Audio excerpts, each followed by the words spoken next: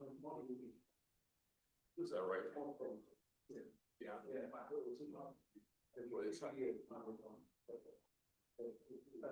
it's a Hollywood. Yeah.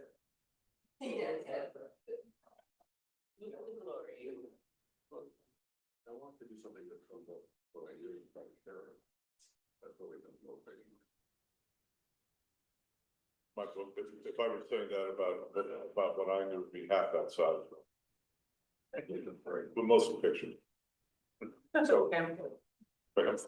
It's actually a great exercise. They try to externalize with the area, because it's not easy, but really. I always thought that was childhood. Yes.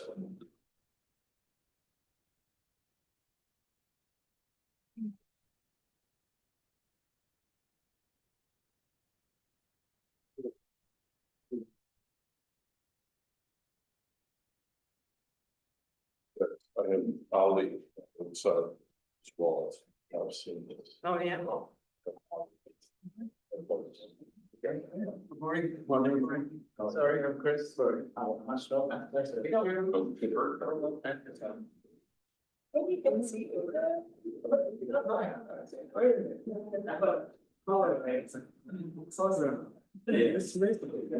You know, my favorite red shirt got holding it. It was a salad. Welcome back to our second day of thesis reviews, and today we have a panel that will be with us for the day, most of the day. Ashraf Salama is Professor of Architecture and Urbanism, the head of the Department of Architecture and the Built Environment at Northumbria University.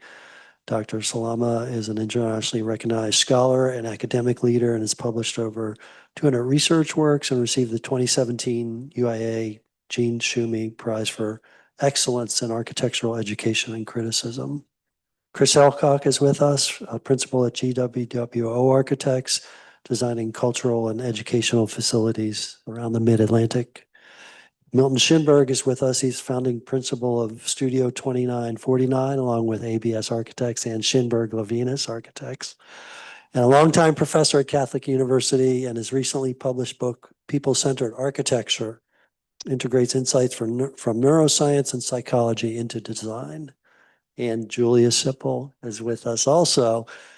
Julia is a principal at Quinn Evans and director of sustainability there. Thank you for joining us. Brett Williams is going to introduce the first project. The first project that we will be reviewing this morning is Amina Minadin. The chair of this committee is Georgianne Matthews, and also on the committee, Peter Noonan and Andressa Martinez. All right. Good morning. Thank you all for being here. Before I begin, I want to take a moment to express my gratitude towards my family for their constant love and support, my committee for their time and guidance, and especially my chair for her patience, guidance, support, and belief in this project.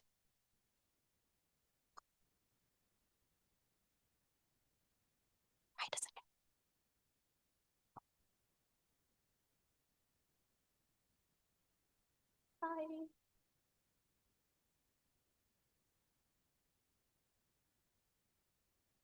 Oh, I just tapped the screen. Okay. Okay, got it.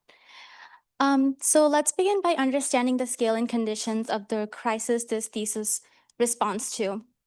The images on this slide represents the current living conditions in the Rohingya refugee camps in Bangladesh. Calling these conditions less than ideal would be an understatement. In many cases, they're barely livable.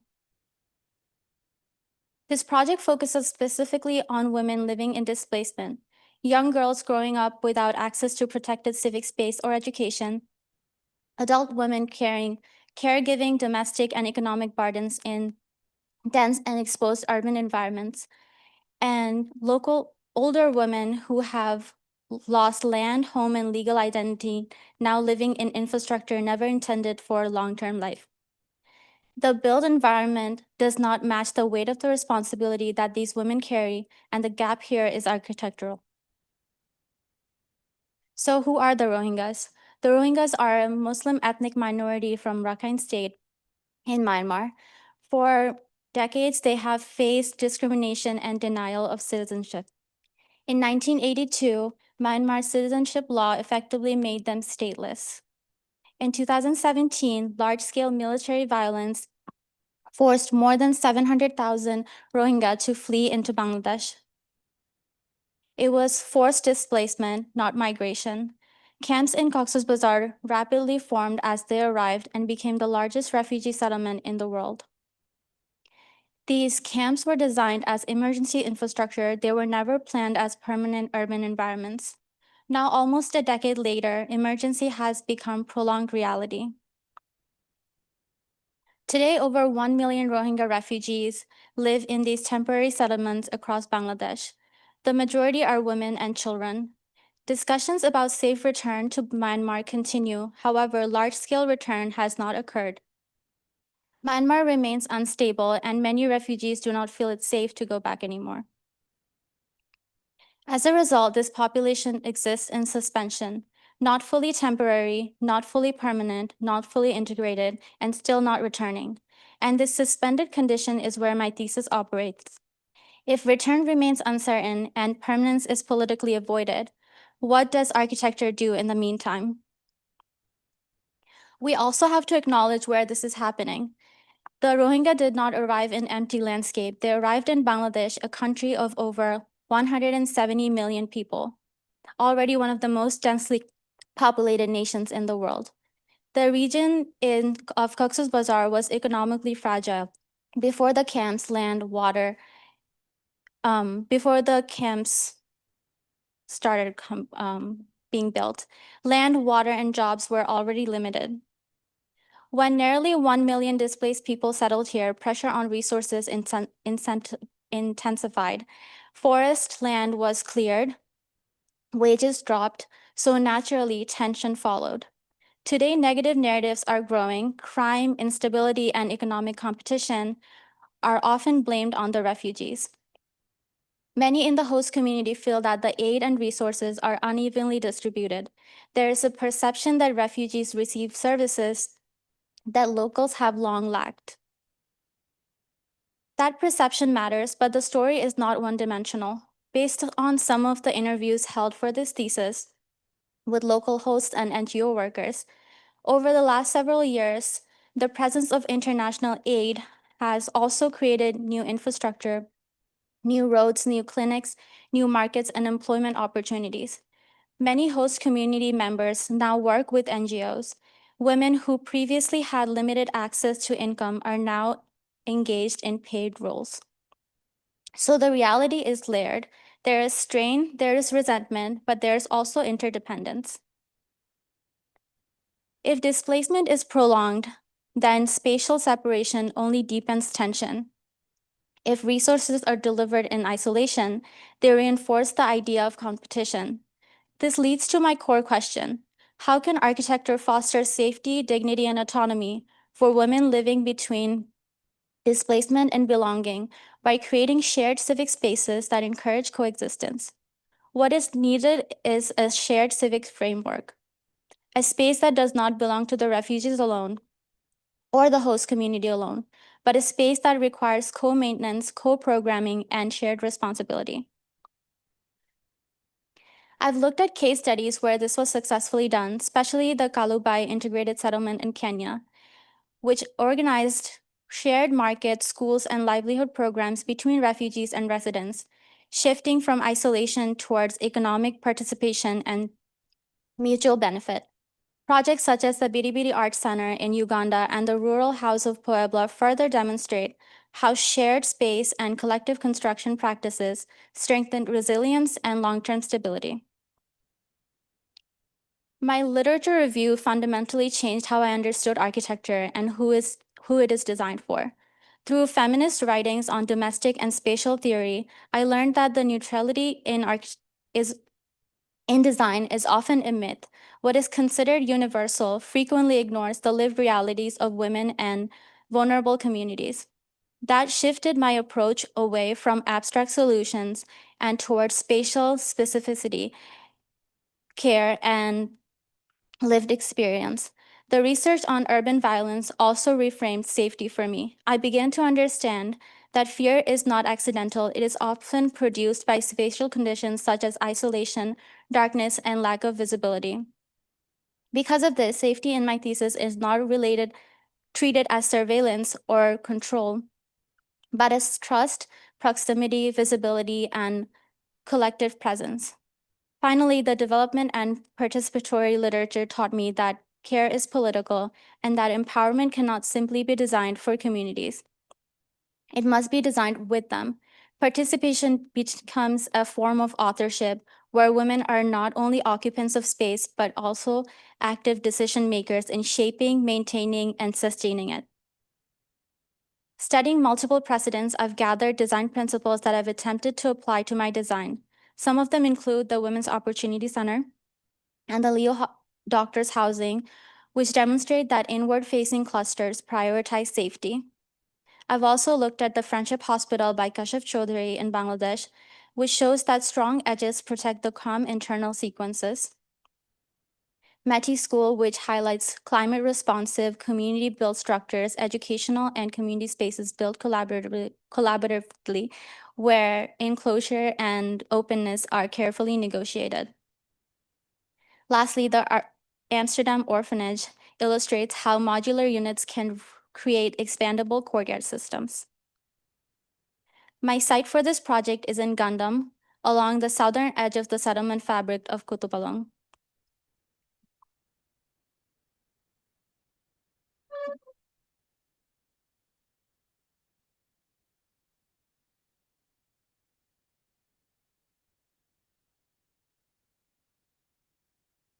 Zooming into Bangladesh, then Cox's Bazar, and to my site in Gundam.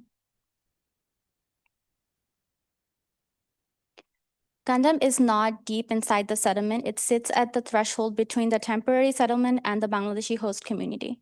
This adjacency makes it spatially and socially significant. This call-out map displayed here emphasizes the entry points to the site and how accessible it is. The location is positioned along the Bangladesh-Myanmar Friendship Road, which was a significant pathway taken by the refugees. When looking at these maps across time, what becomes most powerful to me is that this road did not originally exist as infrastructure. It began as movement, as footsteps, as thousands of displaced people crossing the landscape in search of safety. Over time, those repeated paths carved themselves into the ground so deeply that they eventually became formalized as a road. In a way, the geography of the site was physically rewritten by migration and survival. The land carries the memory of the journey. For my thesis, this became deeply significant because it reframed circulation not just as movement through space, but as evidence of human resilience. The road is more than infrastructure. It is a spatial trace of displacement, endurance, and collective survival. The defining condition of the site is the body of water that runs between the two sides. Right now, it operates as a boundary, reinforcing separation between the settlement and the host community. The proposal does not ignore this edge, but works with it by placing a civic infrastructure near the boundary to introduce shared spatial resources within proximity to both populations. Much of the agricultural land here was already been taken over through gradual expansion. I did not want to replicate that by claiming more productive land for architecture. Instead, I decided to work with an existing social ground. The playground where my site is currently already functions as a shared informal gathering space.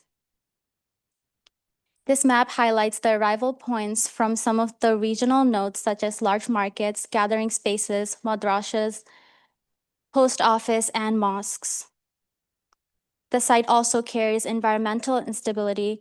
Rapid settlement expansion required large-scale deforestation, which altered drainage patterns and increased erosion. The existing topography has an approximately 30-foot elevation change from the back edge to the main road. In that intersection along the main road is a retail spine which influences the order of spaces within the thesis site. Several spatial ideas reoccurred throughout my work. A working pavilion, an open civic forum for gathering, training, and dialogue, a courtyard of care, more private, protected yet accessible, micro infrastructure clustered, small distributed programs that serve multiple users simultaneously, a civic corridor replacing fear with familiarity through repetition, visibility, and shared use. The anticipated impact is a shift from isolated shelter to shared civic life, where spatial safety, social networks, and collective responsibility allow women to move toward autonomy and belonging. The program is organized to support daily life of women and families through spaces for education, childcare, counseling, cooking, gathering, and job training. It includes classrooms, digital labs, community kitchens, marketplaces, childcare areas, prayer spaces, counseling rooms, and outdoor courtyards. The buildings are arranged to create different levels of privacy while also encouraging interaction between the communities. Within the site, there is a significant topographic drop from the back edge down toward the main street frontage. I chose to place the primary entrance along the main street because it receives the highest amount of traffic and functions as a retail spine within the area. In addition to the existing entry, I introduced a secondary circulation path perpendicular to the center of the site. This path responds to the existing pedestrian movement patterns created by refugees traveling through the area, transforming that movement into a refined building walking spine that guides people towards the heart of the project. I then began studying how the building massing could occupy the perimeter of the site while preserving a central courtyard opening. Initially, this created a more rectilinear and regulated arrangement, where the building facing the retail spine aligned with the street edge, while the remaining buildings allowed the outer boundaries of the site. However, this organization felt too rigid, and I realized that several buildings appeared to have their backs facing the central communal space. Since I wanted the courtyard to function as the social heart of the project, I instead rotated the interior buildings inward. This widened the central courtyard and allowed the buildings to engage the shared space more directly. The topographic slope also informed the placement of the forum space. I rotated the forum to align with the natural direction of the circulation across the site, reinforcing movement through the project. Although the central buildings shift in orientation, they still remain a consistent rhythmic language. These two buildings share one angular datum, while the opposite pair along another, creating both variation and cohesion across the site. As a result, this is what my site plan came out to be. More zoomed in on the angles. Formally, the roof language for the project is inspired by regional precedents, particularly projects like the Rohingya Cultural Center. However, while that project focuses on cultural expression, my intention was to adapt similar strategies toward functional everyday use, spaces that support learning, care, gathering, and recovery. For the massing exploration, I initially studied the project as a larger cluster of buildings organized around a central courtyard, with each building varying in height to create a more dynamic spatial composition.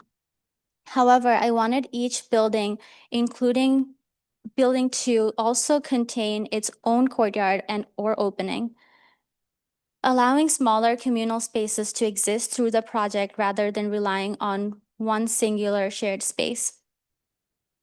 This led to the development of a 16 by 16 foot structural grid, which became an organizational framework for each floor plan. The grid helped determine where openings, gathering spaces, and moments of pause would occur within each building. From there, I began breaking down the larger masses into smaller clustered volumes.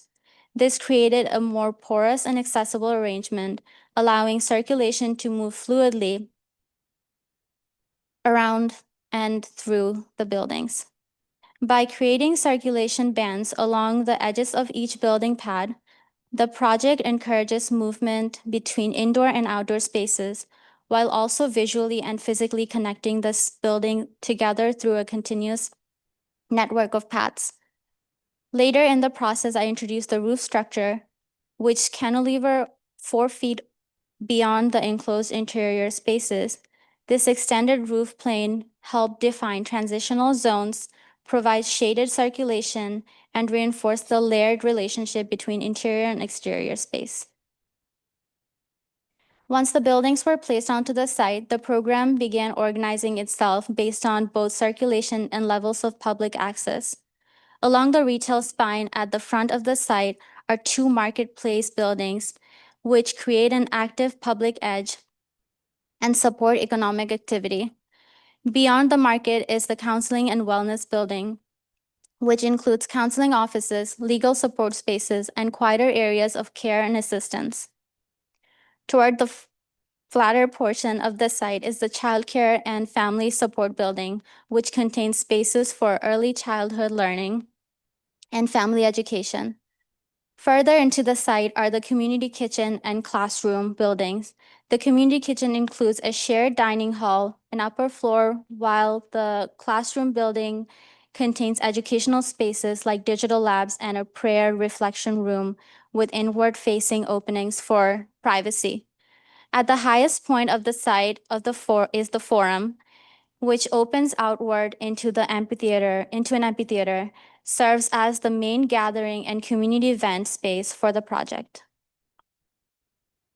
Each opening between the buildings was also designed as its own outdoor program space, giving every cluster a distinct communal function. Between the childcare and community kitchen building is a community garden where women can grow vegetables for the kitchen while also learning about agriculture and food production.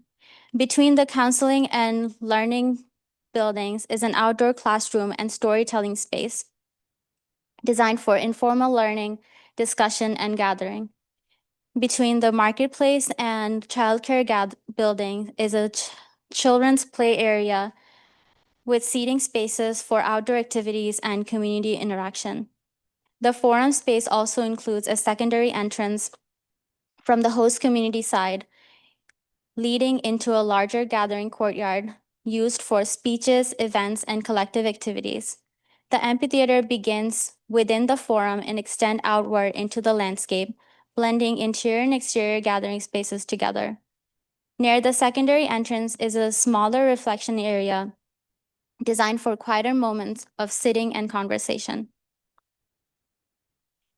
In the ground plan, we can see the linear water feature that runs through the center of the site. Since each building contains a courtyard space and the site slopes downward from the back toward the entrance, I needed a way to naturally collect and manage rainwater across the site, especially during monsoon season. The central bioswale and pond system helps gather runoff water from the courtyard while also becoming a spatial and ecological feature within the project. A small bridge then connects the circulation paths across the water feature, reinforcing the idea of bridging communities and bridging different cultures together through shared spaces. The facade strategy balances privacy and daylighting. The exterior walls remain mostly solid at eye level, while a continuous band of bamboo screening above allows filtered light and ventilation to enter below the roof plane. Instead of large exterior-facing windows, the buildings receive light through inward-facing openings connected to courtyards and light wheels, maintaining privacy while creating naturally lit interiors. Now let's explore the project at eye level. This perspective begins the journey through the project at street frontage along the retail spine. Here, the architecture opens itself to everyday public life through the marketplace building, shaded walkways, and gathering spaces that activate the edge of the site. I wanted the project to feel integrated into the existing rhythm of community rather than separate from it. The market becomes a shared front point of interaction between the host community and the Rohingya refugees through food, trade, conversation, and daily activity. This scene also introduces the three women whose experiences guide the project narrative: a grandmother, the middle-aged woman, and the young girl. Although they move through the spaces differently, each experiences the architecture differently based on her age, responsibility, and needs.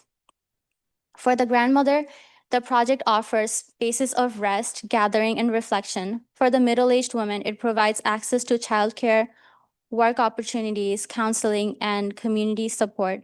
For the young girl, the project becomes a place of learning, safety, and imagination. As the journey moves through into the site, the atmosphere shifts from the active public retail edge into a more communal and reflective environment. Here, the central water feature, bridges and landscape, begins organizing movement through the project, while also creating moments of pause and gathering. This perspective shows how the architecture becomes more porous and interconnected through the outdoor circulation, gardens, and shared courtyards. The water system acts as a stormwater management during monsoon seasons and as a social landscape that connects the buildings together. The three women begin experiencing the project differently at this point.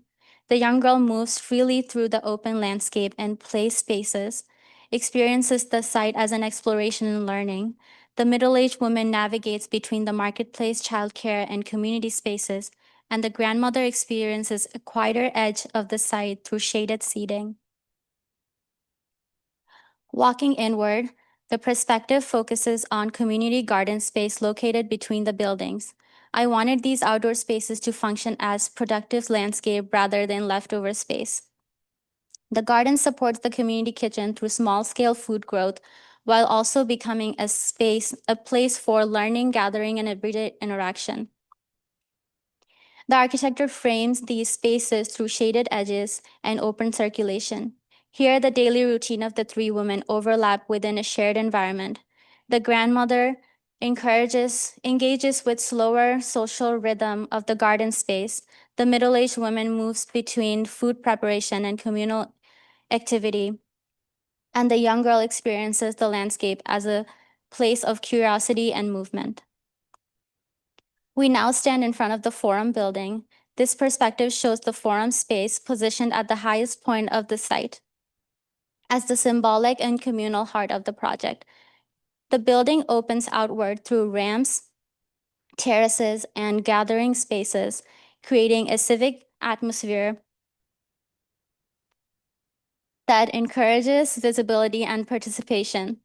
The forum is designed as a flexible public space for meetings, storytelling, education, performances, and community events. Its elevated position responds to the site topography while also giving the space a stronger sense of presence within the project. The layered ramps and open circulation make the building accessible from multiple directions, allowing movement to feel gradual and inclusive rather than formal or restricted. For the three women, the forum becomes a shared point of connection, a place where individual journeys overlap through gathering, dialogue, and collective identity. Inside the forum space, the architecture becomes more open, vertical, and light-filled. The large bamboo structure and layered roof system create a filtered quality of light while allowing natural ventilation to move through the space. The forum is organized through a central courtyard, which brings landscape and daylight into the interior while visually connecting the different levels and circulation paths. Rather than creating an enclosed hallway, the project uses open-air circulation and shaded transitional spaces to blur the boundary between inside and outside. The scale of the formal forum is intended to support gathering discussions, performances, and community events. We're now on the second floor of the forum building. This perspective shows the second floor mezzanine within the forum space, which functions as a gallery of artisan crafts and community-made work. The open mezzanine overlooks the larger gathering space below while creating opportunities for cultural expression, storytelling, and economic visibility through handmade textile, artwork, and local crafts. The repetitive bamboo structure creates a rhythmic and immersive interior, while filtered daylight moves through the space and highlights the displayed work through the day.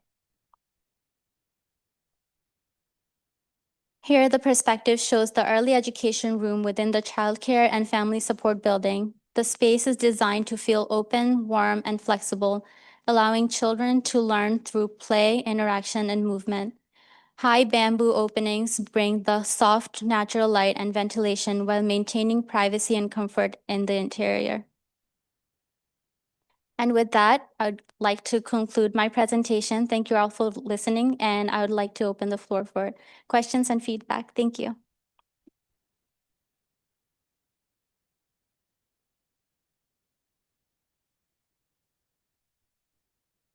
So I'd ask that the reviewers kindly speak into the microphone so that everyone can hear, both here and as we're being shown widely on YouTube. Great.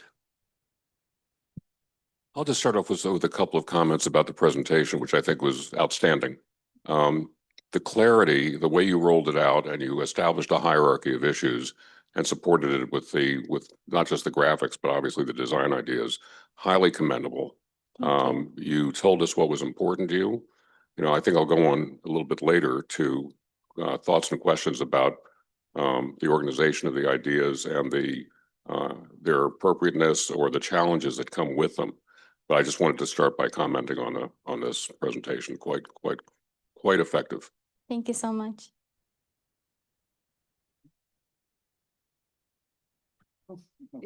Okay. Thank you very much for the presentation. What comes through really is it's like a very comprehensive understanding of the issues and very good articulation of how these issues translates into architecture. So that's a very, very good work. And this is also a starting point. I have a lot of other questions, but also we can go through the discussion. Yeah, I'll just add, I think the way you organized, even the simplicity of some of the way you have it laid out here and how you walked us through some of the diagrams. And even I love the little vignettes over in that corner. And then you had them in the presentation at a few points. But I think those like different styles and keeping it pretty simple in each step was very successful. And I love the vibrancy of like just the way that you characterize the space and the way that you've captured your renderings. I think it comes across. I guess one question to start off is I just would wonder if you could talk a little bit more about the climate. I feel like that was part of what I was trying to understand, how that was driving even the water feature and some of your overhangs and like when people would be hot, when people would be cold, or daylight and brightness. And so how that kind of helped inform where you thought people might want to be on site and how that informed your choices around the building placements too. Thank you so much for the question. So the climate in Bangladesh is mostly humid and dry.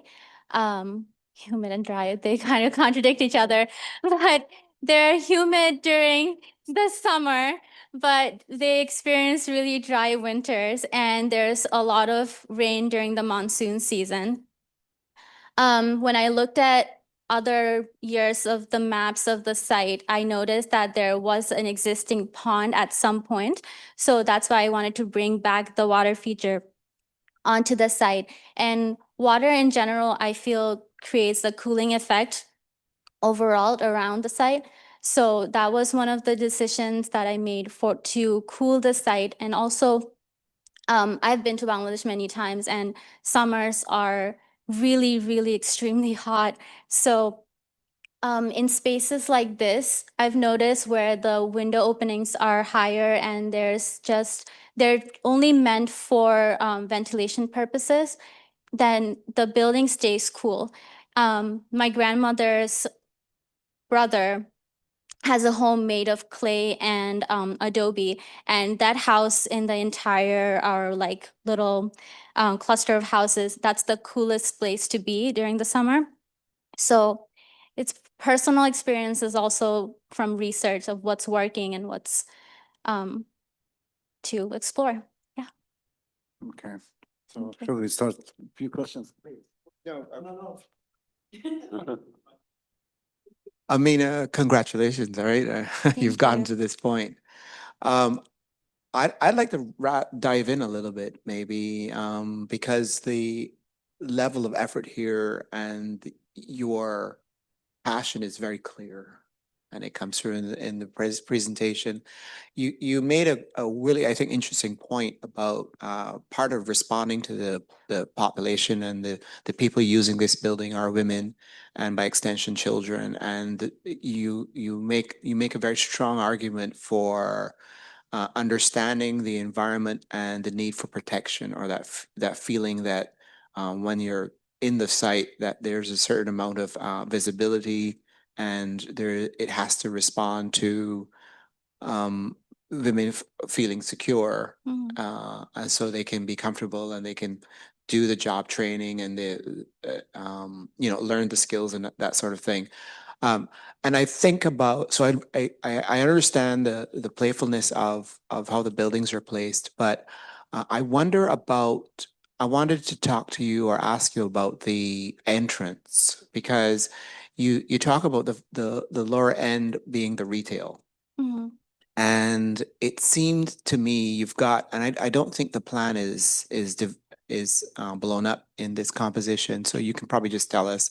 But it would seem to me that the entrance, well, first of all, the question is, do you really still have one entrance to this project? Because it seems like I could filter in on the other side quite easily. Mhm. And then if it is that you do have a main entrance and it is retail, it's kind of wedged between this lowest set of buildings, and it feels a bit accidental as opposed to celebratory. Like, come in and then all are welcome, and then you can then progress along this lovely set of buildings and water feature, and then up to the forum. And so gateway retail as gateways is, maybe you could talk a little bit about that. Thank you for that question. So the retail end is where the project kind of cinches in. When I was trying to organize it through continuing this street all the way up to the matching the other end of the street, the organization would not quite work for me. And for the sizing purposes, I wanted to provide as many retail spaces as possible. So that's why they widen in proportion. I do understand where you're coming from about the celebratoriness of the like entrance, because this feels like more grand and broader. This entrance is meant for the host community, so they flow from here all the way to the site. There is a secondary and tertiary entrance through the back of the retail space to enter the school zone. And I also have one here, yeah, to allow them to directly reach the learning spaces. So it's a really it's a good point that perhaps the main entrance from the street level should have been wider and more grand. Yeah. Is there security? at the building? It's open to everybody since It has to be here. culturally we don't believe in closed doors as much. And But I'm the just wondering, because of this cohort, yes. do they require more security? So the places where they would be learning, it's all closed rooms and clusters underneath the roofs. Um, But in terms of like gating the whole community, I did not feel that would be very welcoming in a way. So they could flow throughout the day at any time. Could send the wrong message, 6 foot wall saying, all, you can come in, but please, please be one of us. Yeah, but I'm not sure that it does set the wrong message. There are plenty of nice gates to go through things. One can think of, I think she's got to, given the openness and the program, I think she's got to explain that. Let me offer some precedent responses. One of them is I really applaud Aldo van Eyck's inclusion in this. I've heard him speak, and what I recall from the talk was that he said he started with a question, and you have too. His question was, what is an orphan? And his answer relates to this project because he said an orphan is a person who has no place. And so the job of the architect was to create places where people could have turf and ownership. And I think that relates to this project very much, and I'll form that into a question in just a minute. The other two are not here, but are related. One in Bangladesh, Adnan Morshed developed a wonderful project for helping rural women develop small businesses. And one of the attributes of that, and the Rwanda hospital project that was also a good precedent, is that for autonomy, developing a sense of ownership, people were encouraged to help build the developments. And I think that participation engenders a lot of ownership and a lot of turf. So I think that's something to encourage. And at the scale of these buildings, which suggest permanence and not a temporary inhabitants, it is clearly about permanent occupancy. It is still possible to do that. In the Rwanda project, there was a brick wall that was lining the main path into the hospital, or two paths, and the community built that wall. And it went all the way around. It still had openings and gates, so it was still permeable, and it was a low wall. When they got back toward the beginning, they realized that they had learned so much about putting bricks together that they tore down a good chunk of the preceding construction and redid it. That was their pride and their ownership. So I think there's an engagement question here that I would suggest is important here.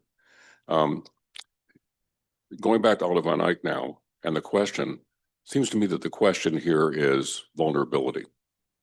How do you provide protection? And that goes to Matt's comment about the permeability of the whole site.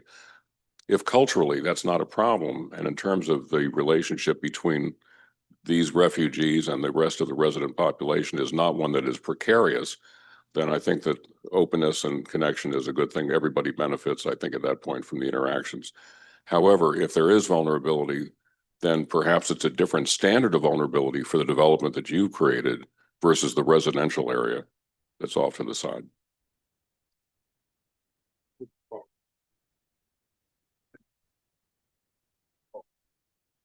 I asked the question because it strikes me as the kind of thing that one could have a part of it that's open and has accessibility to the public, and another part that might be more private. And that there may be layers of that within the project that could satisfy some of these questions about, safety and security and the prejudice that some people have against this community and things like that.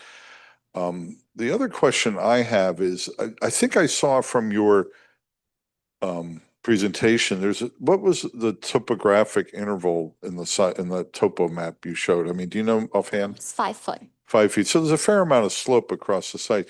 Are you regrading this site significantly? Because I think where you're placing the water, I saw a lot of topo in that area. Is that a fiction where that water is, or does the water cascade or something? How does that work? Because it strikes me that you would have to regrade the site pretty significantly to be able to do that here. Did you do that?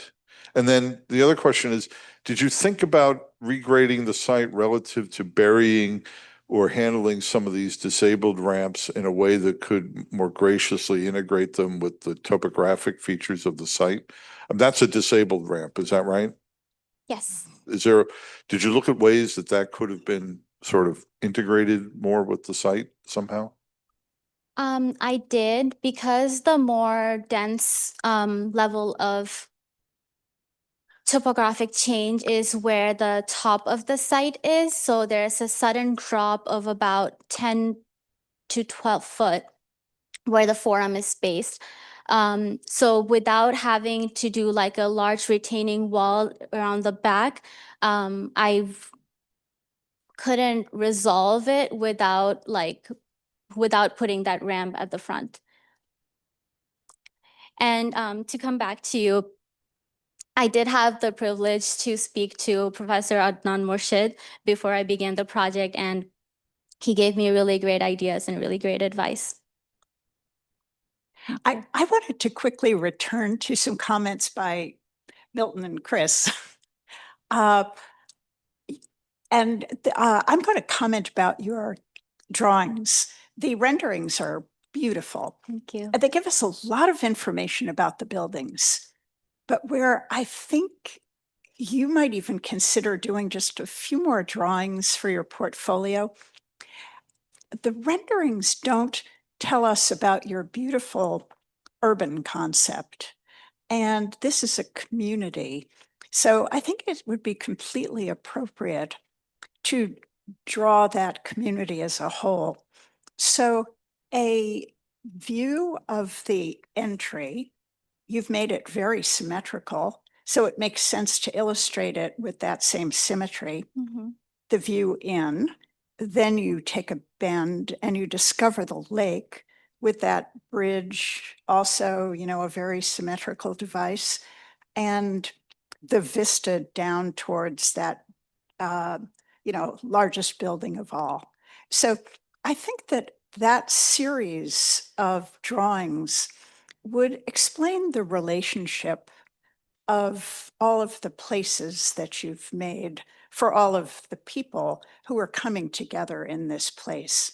So you've given us these beautiful drawings that speak about particular incidents or experiences, but they don't give us that overall concept, which I think is just so important to your thinking, to your design.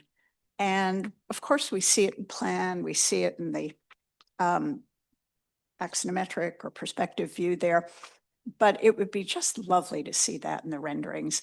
What a fabulous experience, to come off the street through this gateway between the two, kind of, I don't know, village scale buildings.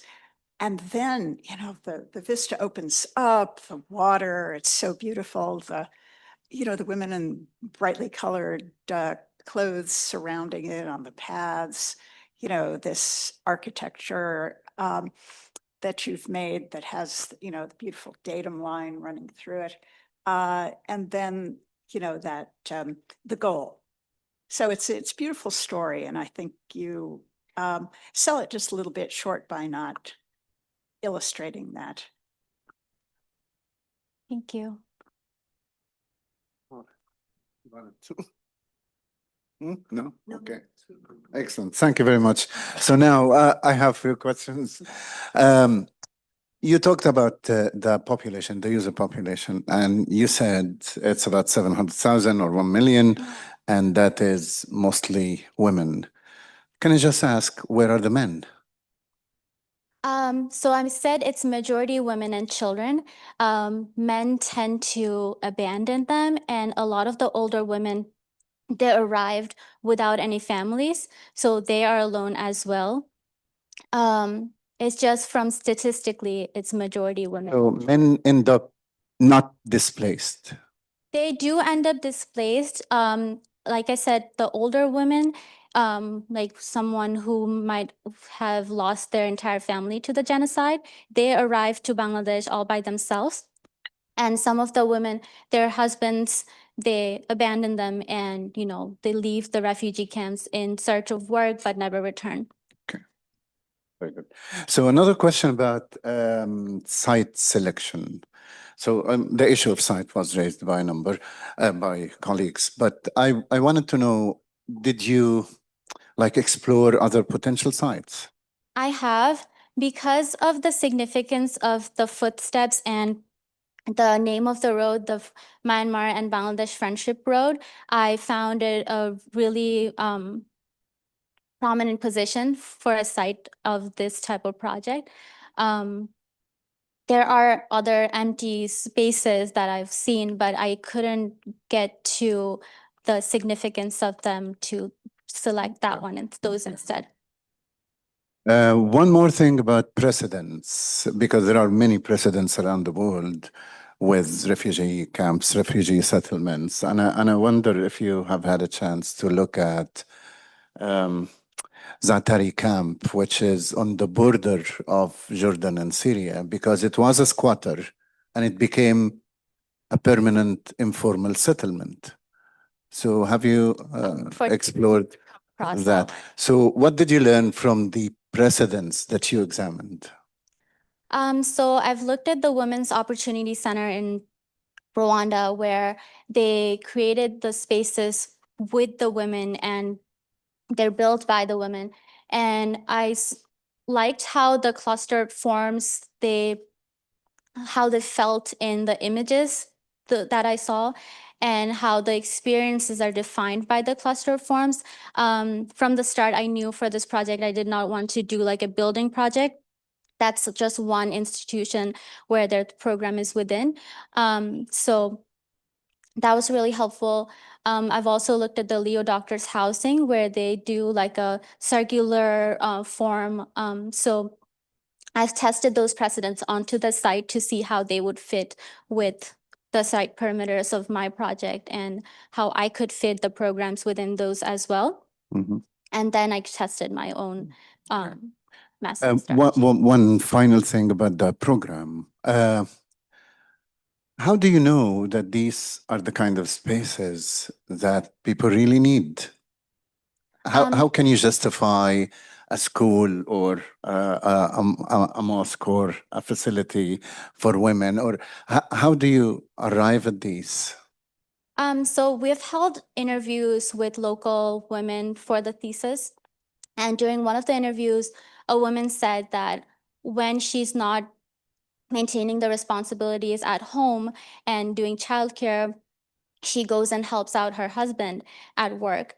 And I thought that if a space that provided childcare and education, she could do something on her own as well as help her husband in the off time. And we've also talked to younger girls of what their activities are after school. And those were mostly host community children, but it seemed that they don't have much after school activities going on. And if the moms were to occupy a space like this, where they're learning and, blending with the refugee communities, then the children would come to them and they would have somewhere to be as well.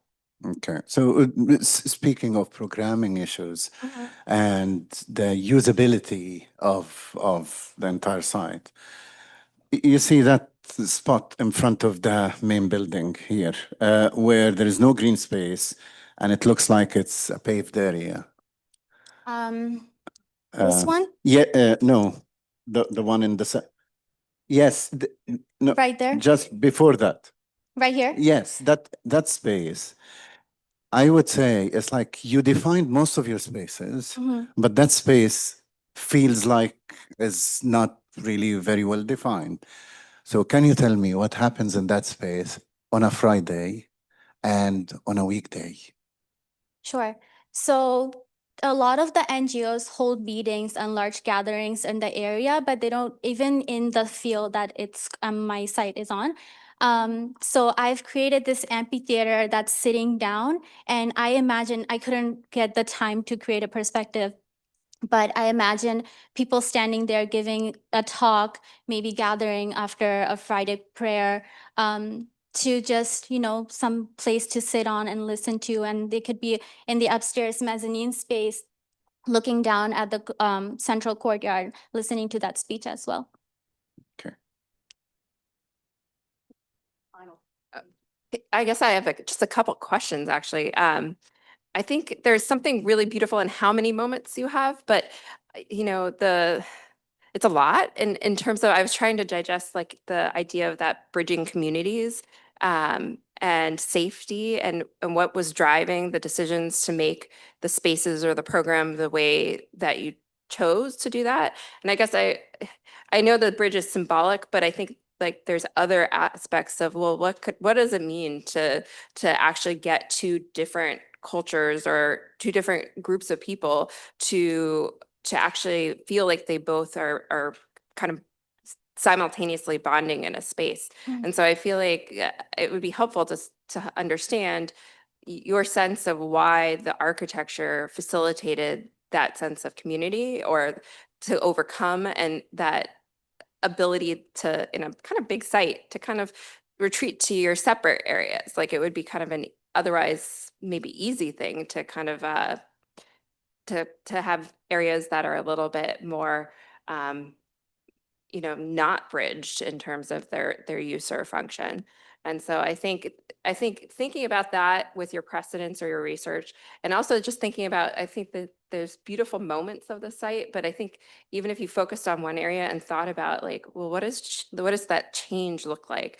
Whether it's seasonally, like there's a lot of climactic things that would be very different with like the water or no water, or whether it's the functions of a space. I think because it's so big, it's hard to kind of get a sense of maybe kind of zooming in on a certain section and thinking about like what that change really looks like. Absolutely. Thank you. Thank you, Amina, and thank you. That is one of the amazing things about a thesis project, is that it is ongoing almost for the rest of your life. Amina, thank you, well done. Let's give a hand to, Thank you, guys. um, and just a couple of quick comments. I'd like to acknowledge the rest of the committee. I'm Georgianne Matthews, Andressa Martinez, and Peter Noonan. Three things about this amazing student. One, she met the challenge of doing research. I don't know, 15,000 miles away, having people interviewed with a series of ground troops who went into the community when you couldn't get there, the first part of your project, and when you ultimately did, that's fantastic. Two, you created a vernacular system. Your use of bamboo as both vertical structure, horizontal beam, thatch roof, elements on railings was incredible. And then finally, creating an architecture of agency. In a world in which we may all have to move unwillingly, you're addressing an important problem. And I thank you. Thank you for taking me on this journey with you. Thank you so much.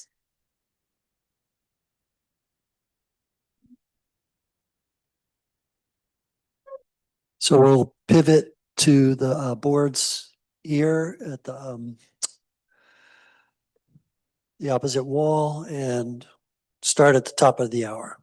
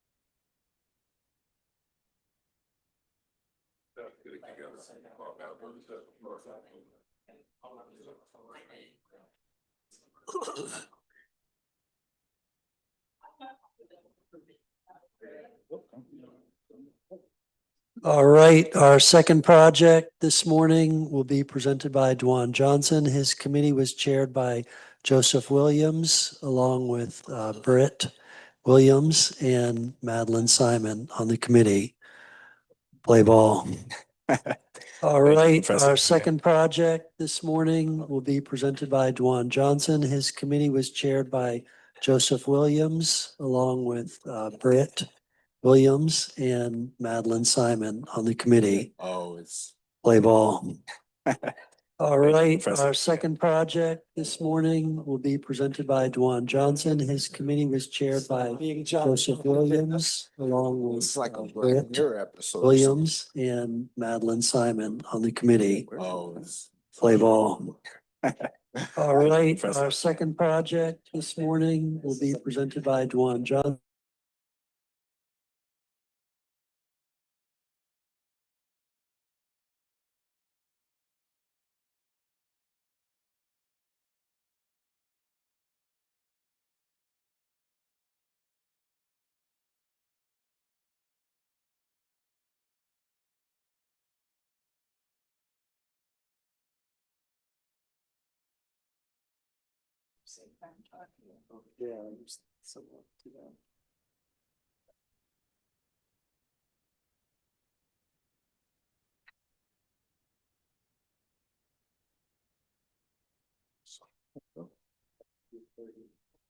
Good morning, everybody. Thank you for being here. Thank you, Professor Noonan. I just want to also give my thanks to my Lord and Savior Jesus Christ, my beautiful family and friends that helped support me throughout this long process. And then also my amazing committee headed by Professor Joseph Williams, Professor Brittany Williams, Professor Madeline Simon, and then also Dr. Langamam, Riamberto Rodriguez, and Rachel Kane, who also helped me out as mentors throughout this process. Without further ado, I will take you on a journey of transforming Northwest Stadium into a community serving destination. Just to give you a quick overview, we'll begin with the why of this thesis, then get into the strategy, and then the proposal, and lastly, the outcome of it all. So in terms of the why, you might be wondering, why am I proposing to transform the Northwest Stadium an NFL stadium? Well, that is because recently it was made into a deal that the Washington Commanders will be relocating back to their RFK site, leaving this Landover site by 2030 up for grabs, which is not only an opportunity, but it's also a major risk for the site and the local area. But to begin, some people may not be familiar with the area. It is located within Maryland, specifically the capital region, one of two major metropolitan suburbs, being Prince George's County, and you can find it within Landover, Maryland area that is centered where 495 is, Central Avenue, two major corridors going in and out of DC and Maryland, and it is within that Central Avenue corridor plan. So it is in an area where they do plan to do something major with it, along with the development around it. So to begin, the site was not always a football stadium. Actually, within the 17th century, it was a farm known as Wilson Farm, where it was used for tobacco crops up until the war.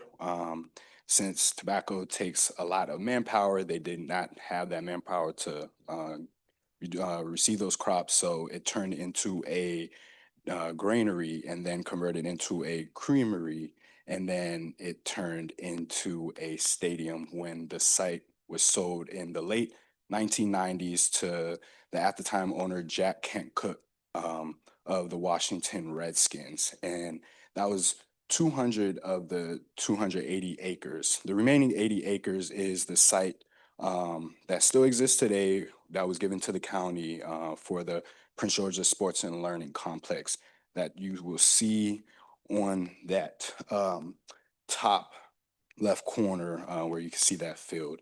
And this just goes to show you the major transformation of the site going from a pastoral agricultural production to a singular moment of spectacle filled with hardscape in the area.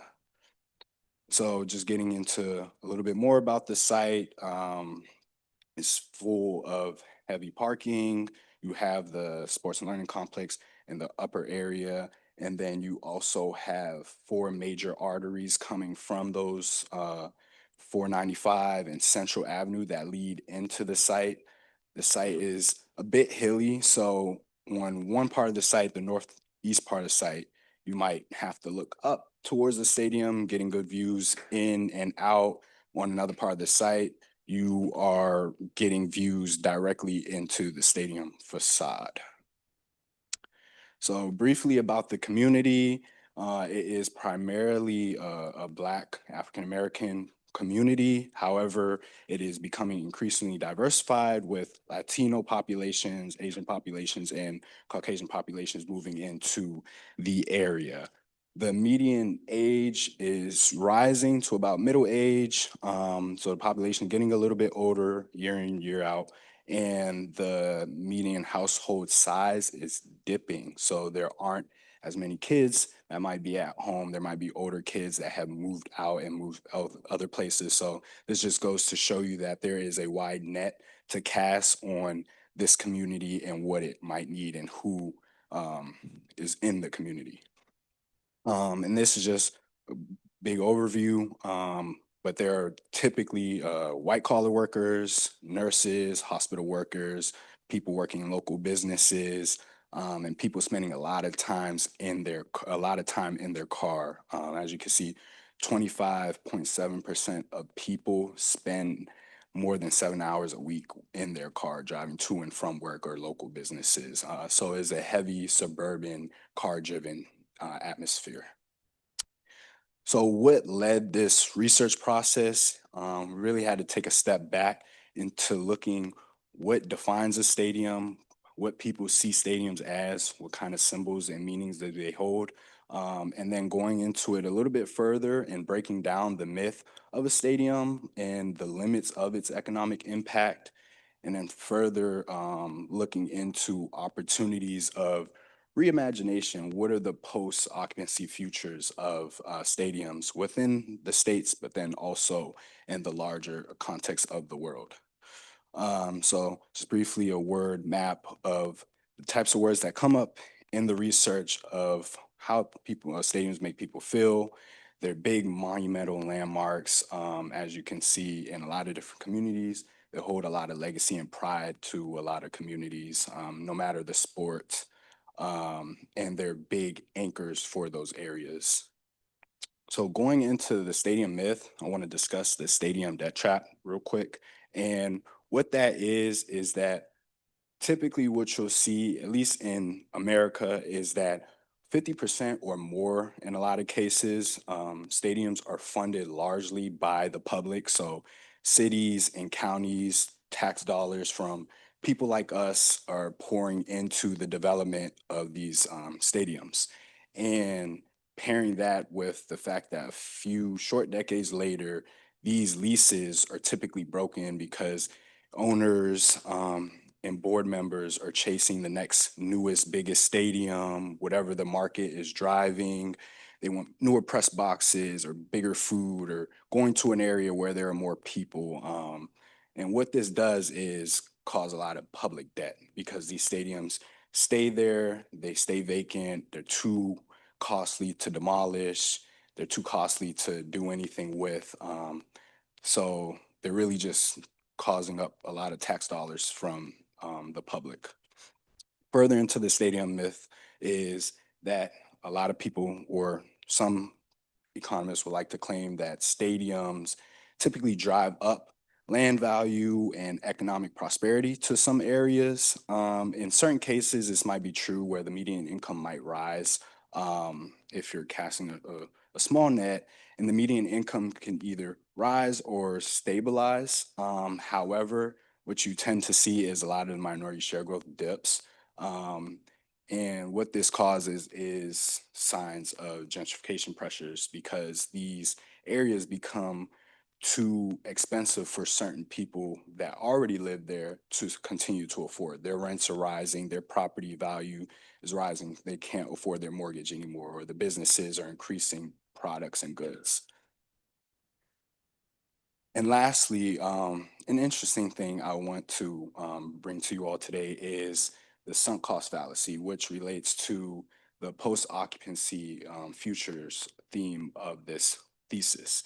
And what that is that in a nutshell, your past investments don't necessarily equal your future obligations. And what I mean by that is, in this context, the Northwest Stadium would no longer be there preceding 2030. Most developers will want to bring in a new development that generates the same amount of income or income that is greater than the stadium did. However, that is what the sunk cost fallacy is. You cannot make up the income that will be lost no matter what. So we should not feel obligated to bring in something like a mixed use development in that area that you typically see time and time again. That tends to have a lot of issues with it. And I just want to use that to frame what the proposal will be a little bit later. So this leads me to my thesis question. How can the vacant Northwest Stadium be reimagined into a civic and cultural anchor for the community that restores connection and landscape, that restores memory, and that brings public life and wellness to a proper balance than it currently is? In order to do that, we have to go a little bit deeper into some of the site conditions. Site condition number one being the isolation of the area. So upon doing a lot of research and looking at a lot of news, a lot of people are scared to have the same old shopping centers. Shopping centers, town centers are failing, especially in Prince George's County, where you see a lot of big box retailers and chain retailers typically leaving their retail sites and leaving that retail space abandoned, similar to a stadium. And furthermore, there are a lot of community centers in adjacent communities. So this site doesn't necessarily need to be a community center per se. Site condition number two, which you all may have noticed earlier, is that since there's a lot of asphalt, there's a lot of heat and hardscape that's caused, raising the heat island effect in the area, causing a lot of harm, especially with global climate change rising. Also paired with this is the lack of tree canopies in the site immediately, and only being around the site. And as you can see here in this landscape and urban figure ground, it's not only a lack of vegetation within the site, but it is a lack of structure and any type of built environment in that site as well. It is a voided site as it currently stands or would stand. And then going into site condition three, it is a mega and super block, if you will call it, where you have a lot of suburban communities down on the southwest edges, and you have some industrial and some institutional aspects on the right, but all of them are torn apart because of this stadium site. And for site condition number four is the program. It is a very privatized commercial space, very singular program where you can't just lollygag or go on a friendly stroll on the site. It is guarded with security. You have to pay to get in. It's serving one game for 17 weeks. Unless the Commanders, like a couple seasons ago, do well and extend that season, but it's typically not offering anything other than a singular program element. And then moving on to the topography, as I said a little bit earlier, you do have some nice views that go and look beyond Landover, and then you have views that look into the site. So it's challenging, but it also leads to certain opportunities. You can kind of see it in here where as you approach to the north east, where it tends to dip a little bit over a long span. So it is a relatively hilly site. So moving into the spatial framework, I really broke it up into 4 major categories with a 5th kind of encapsulating category: places to engage, places to create, places to connect, restore, and then all of those places being gathering elements. So I worked to develop an evaluation system based on that operation system where you're pairing certain spatial themes with evaluation elements. So it's kind of hard to read, I'm sorry, but for the engage, how can you improve community and cultural infrastructure? That is a goal that I was working towards throughout this thesis process and evaluating it myself, all the way up until restore, which is environmental regeneration, and landscape restore. How well can the site or the proposal for the site do that? So this leads me into the proposal, beginning with the phase master plan, since it's such a large site, starting with that eastern or south, that western or southwest side being the first phase, where you have about roughly year 0 to 3, you have a landscape of 4 community fields being constructed on that area, which will be known as the hills. Then moving towards the opposite side of the site being done during that same time, the restoration and reforestation process being completed, known as the grove. And then lastly, to tie it all in, years 2 and 5 in phase 3, the stadium structure is retrofit and completed at the center of the site. And this is a diagram I want to draw attention to because it readapts the 4 major arteries, but into multimodal lanes for people driving scooters and bikes alongside car and traffic, but then also tying and weaving and restitching the site together with meandering paths all throughout that site that you didn't necessarily see originally as it currently stands. So to move into the program and amenities a little bit, the site is broken up into 3 program areas. On the left-hand side, you have multipurpose sports fields, 4 of them. You have Hills Pavilions, 3 of them that anchor those fields.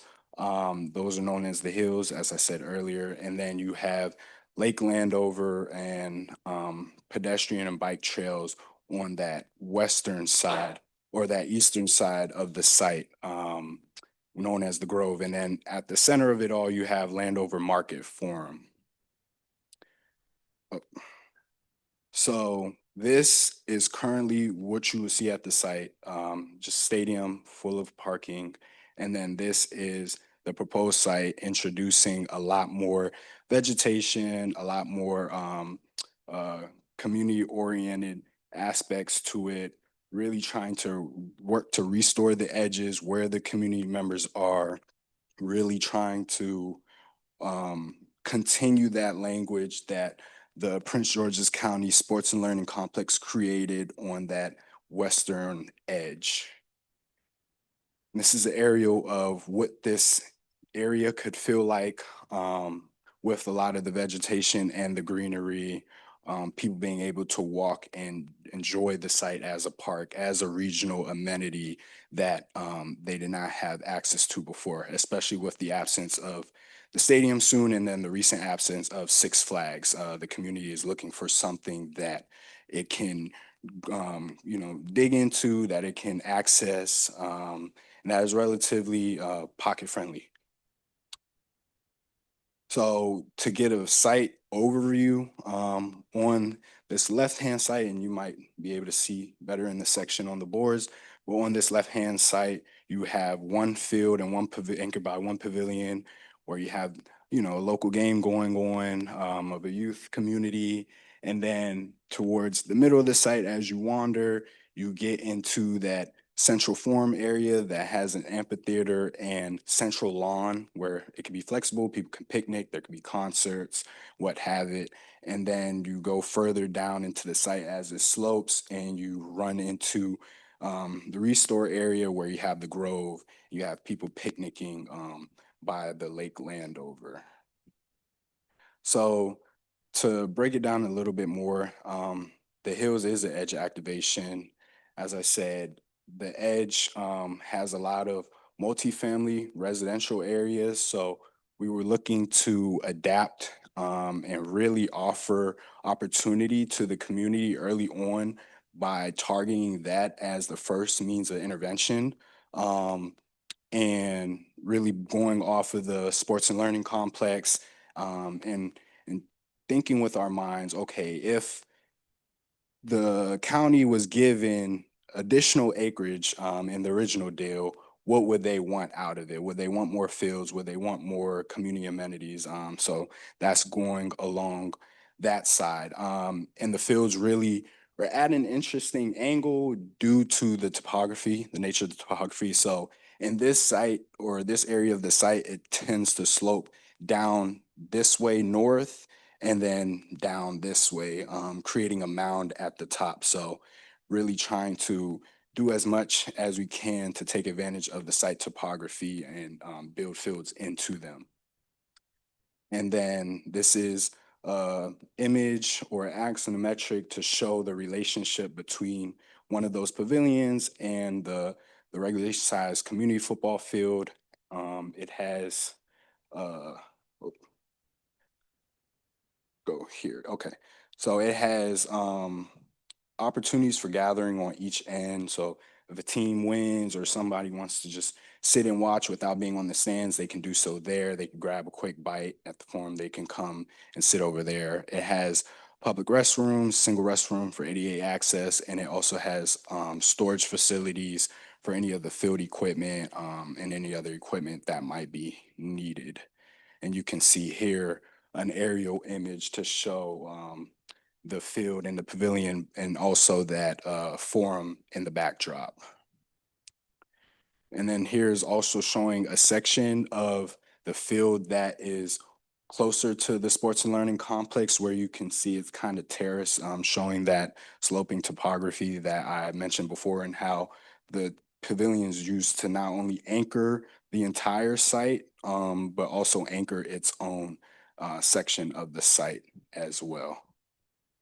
So then moving into the Grove, which is the ecological restoration, adapting the easternmost edge, you have over 30 acres of reforested tree coverage to the site, approximately 3 acres of Lake Landover, bringing in some hydrology to the site, and then about 0.8 miles of walking and bike trails of that area that's connected to an overall about 3 miles of walking and bike trails to the overall site. And then lastly, getting into the forum, where you have that center part that was adapted where the stadium was. You have 4 large spaces that I'll get into a little bit later, medium market spaces, 6 creative classrooms, 2 exhibition spaces, and as you saw in the image, the amphitheater with the flexible lawn. And this is an axonometric to show the circulation, how people come from the parts of the site and go into or circulate within not only radially, but linearly toward that central forum or amphitheater area. And you can see it is a mezzanine second floor adapting what used to be press box areas of the stadium where there could be more private classrooms, creative labs for the youth and community members on that story. With opportunities for green roofs and having the roof kind of be terraced similarly to the site and the fields itself. And as you can see here, these are typical ground floor plans of what I'm calling the market ring retail. So this is typically where you'll have about 5 larger spaces and 4 medium or 6 medium spaces where it could be paired with, you know, any form of retail or restaurant that the community can enjoy. And then this is the upper floor mezzanine area where you have in the green creative labs where it can have workshops, maker spaces, and then on the left hand or on the blue side, you have individual studios that could be rented out, anchored by galleries. So this building is very sectional. It has several experiences that a user can go through. To begin, you have an entry sequence where you'll come in at that ground floor, and as you see into the top floor, as the top floor sees on the ground floor, you have a lobby or an elevator lobby where people can sit and look upon on the amphitheater. Then another spatial sequence is being inside one of those larger spaces on the ground floor where it could be a restaurant, a bar, whatever the market decides. And on the upper floor, you have one of those classrooms that the kids can work in or different community members can work in. And then you have also one of those smaller, maybe coffee shop spaces or smoothie spaces. I'm a big fan of PJs.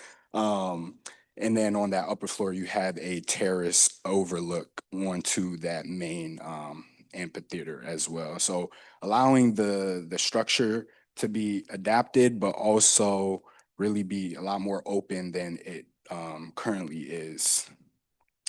So the outcome of this all, just to give you a sense of, you know, what it might feel like to be in this area or to spend a day there. You know, you have one of the fields where you might experience a game, whether you're there for a son, a daughter, or maybe you're just walking and you see something. This is one of the aspects that you might see. And as you're getting closer, you run into one of these pavilions where you can rest, break, continue to watch at a distance, and really just enjoy your own space or spaces with fellow friends.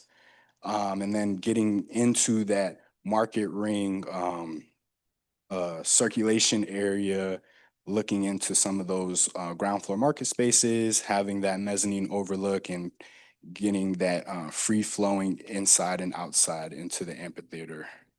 And then going further out into the lawn to see what's going on. Perhaps there's an event going on. There might be a festival. This is an area where the community can have it because Prince George's County is longing for a space that can be permanent and be used for community gatherings, concerts, and different types of events.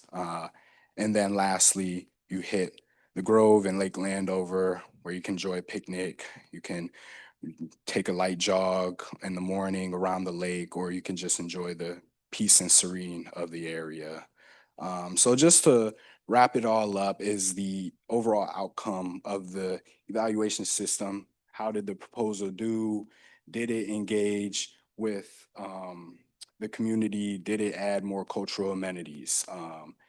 Did it connect? Did it add more connectivity and mobility and access throughout the site and from the peripheries of the site? Did it add additional gathering spaces that people can offer and people of different backgrounds can offer? Did it add creative spaces where people can get economic training, kids and the youth can learn new trades and new skills? And did it also restore to the pastoral past of the stadium, or before the stadium once was, where it was just a field, it was a lawn, rebringing and reintroducing that vegetation back into that site? So these are just things that I use as guiding principles throughout this time. And lastly, I hope for everybody to one day be able to experience something like Landover Park in the area. And I thank you all for listening to my presentation today.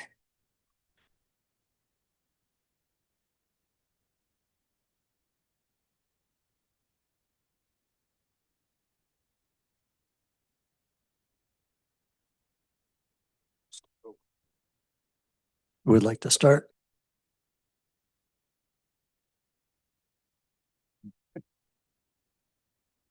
Thank you very much. Thank you. Thank you very much for the presentation. Obviously, this is a situated project, and there is an existing site, there is an existing area where you're revitalizing, I would say. I don't know how to call it, but I like the narrative that you used, vacancy to vitality, and then you're using these keywords: reclaim, restore, connect, create, gather, engage. These are good terms where you can describe your concept. One of the points I would like to note, you did significant site analysis from like a bird's eye view. Yeah. But in terms of a closer look at the site, I didn't understand, for example, whether you looked at issues of crowding in an environment like this, access, vehicular and car, and human experience, and how people access the site, walking, how people access that from different areas, how cars access the site and park. Can you tell us a little bit more about this? Yes. So, yes, you're correct. It's a massive site. So originally I did have to take a bird's eye view. And throughout the site,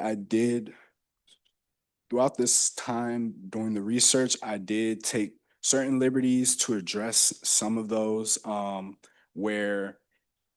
I could have diagrammed it a little bit better, but at certain element or points of the site, there are opportunities for pedestrian access. So you have a dead end road and sidewalk on this part of the site near the existing community center, where I connected some of the paths there so it could have access from this community. You also had an existing trail here that kind of cuts off because of just the stadium, which is why I included a trail around this restored wetland area that can connect to it. And then lastly, there is a kind of an open area to this grass lawn that leads to the back of this church that I included and carried on from the lake area. And in terms of the site access for the cars, I guess my original idea was to keep keep the car access how it originally was. Maybe alter it just a little bit to add less lanes for cars and more additional lanes for biking and for other types of modes of transportation. But I would say the original network for the roads is similar to what it currently is, with some adjustments to the parking, where you have a parking on this west site, and then you have parking along the main building to get people closer, and then you have a trailhead parking above there so people can have access to the lake. How many people would you expect in this stadium? Honestly, I would expect a lot of people for a No, lot if of. it's full capacity. Oh, if it's full capacity, Yeah. I'm not quite sure actually. Yes. Oh, for the stadium. Ooh, Yes. that's a very good question. I should know that as a commander's Exactly. I would take an educated guess of tens of thousands of fans. for 10,000. sure. And possibly more. That might be underselling. Okay, so possibly you would need 10,000 cars, or no? Somewhat because because there is Okay. access. A lot of people do walk from the Morgan Boulevard train station, which is off the map further Okay. down to the stadium on Okay. game days. Very interesting. In terms of the materiality and the buildings you introduced, and how do you see the structural aspects? And as a program in your course, there is a definition of innovation as critical synthesis Yeah. or, critical perspective or synthesis. Mhm. How do you relate to this in your project? Yeah. So a lot of the stadium concrete is adapted. So the concrete on the grounds and the columns is adapted in certain areas where, okay, this is kind of small, but in certain areas where you do have walls in between, the glazed walls is a tricolor brick. And that is pulled similarly to the sports and learning complex. They have a gray brick palette, and a lot of the buildings in the area are of a brick or masonry material. So during the research and design process, I decided to not just go with a regular brick, but a tricolor brick with gray and beige accents within it to frame the concrete and the glazing of the stadium Okay, or of the form. all right. Thank you. Yes. Sure. Yeah, thank you. I appreciate it. I mean, this obviously is a very timely topic in this region.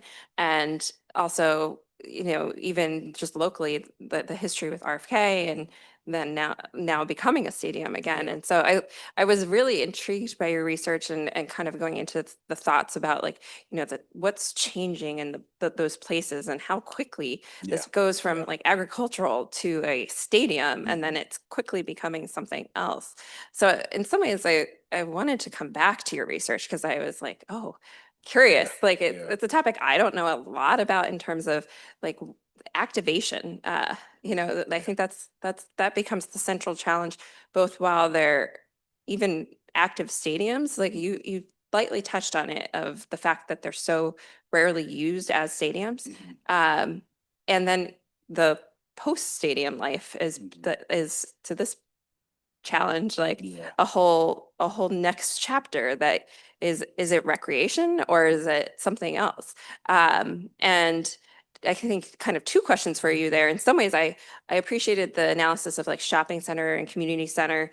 I almost wanted that at a even bigger scale to think about like business centers or education or other forms of job training. So like what of the opportunities to connect other forms of like what is this next is it recreation, is it industry, is it business, is it I think that there's some questions there, and I was curious in your research if you saw any like really cool examples of activating that site both while it's still a stadium. Because activation to get this number of people there outside of game days is hard. It is, yeah. So I was curious what you were seeing there. No, that's a great point. And something that definitely crossed my mind throughout this process. And I just want to mention originally, before the conception of this thesis proposal, I originally was going to do something on the RFK site, but then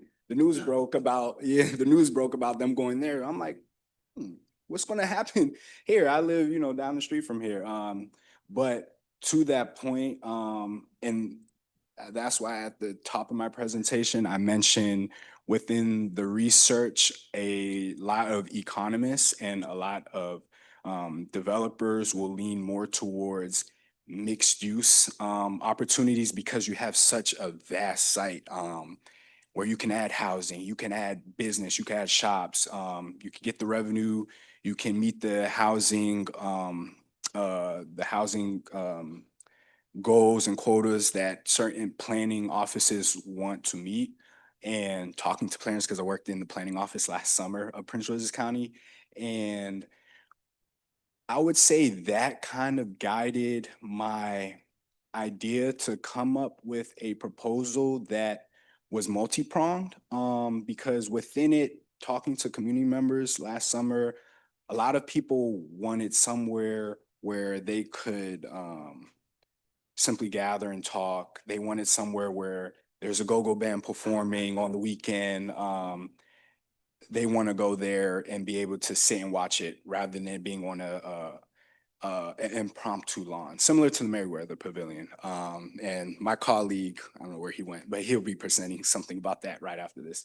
But That's why I included those images of the Maryland National Capital Parks and Planning um, uh, stage where there was a performance right outside of a metro lot that they were activating because they don't know what to do with the metro lot. So the idea for this site was to be able to have a stadium where it could be used on a daily. It's not strictly for sports. It could be used more for concert. It could be used for more picnicking and more casual things, but it could also be programmed for special events throughout certain weekends or weekdays. And then since the site is so vast, also keeping in tune with the sports aspect in it. Because I was studying a little bit about the Blue and Silver Line corridor plan that came out last year. And their idea for the site in the future was a sports complex. It's very vague and loose terms, but it seemed like they wanted to keep with the sports theme to some capacity. And I thought it would be interesting to be able to propose something that still had a sports element into it, and activate it in that sense, at least on part of the site since it's so big. And to answer your other question, for the research, a lot of times you'll also see in some cases where housing will be added to the tops or structures of stadiums. So one precedent I looked at was what was it called? It was a flats apartment in Indianapolis where it took this old baseball stadium and they built flats or apartments or lofts, stadium lofts in Indianapolis. That's what it's called, where they built apartments into the structure. Or there's a lot of precedents abroad in Europe that do that, where they might build, housing into soccer pitches or different types of complexes like that. But the topic is still it's still very rare to see, at least in America, a lot of stadiums being reused for their structure for other things. Typically, they just sit there. Like Astrodome is still in Houston, rotting away for for years and just taking up money because it's too expensive to tear down and it's too expensive to put something new there.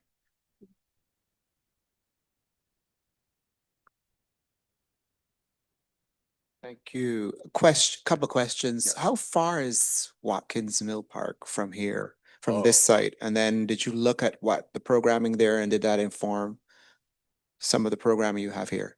So I'm not sure off the top of my head how far Watkins Mill Park is. I know it's relatively close, at least. Yeah.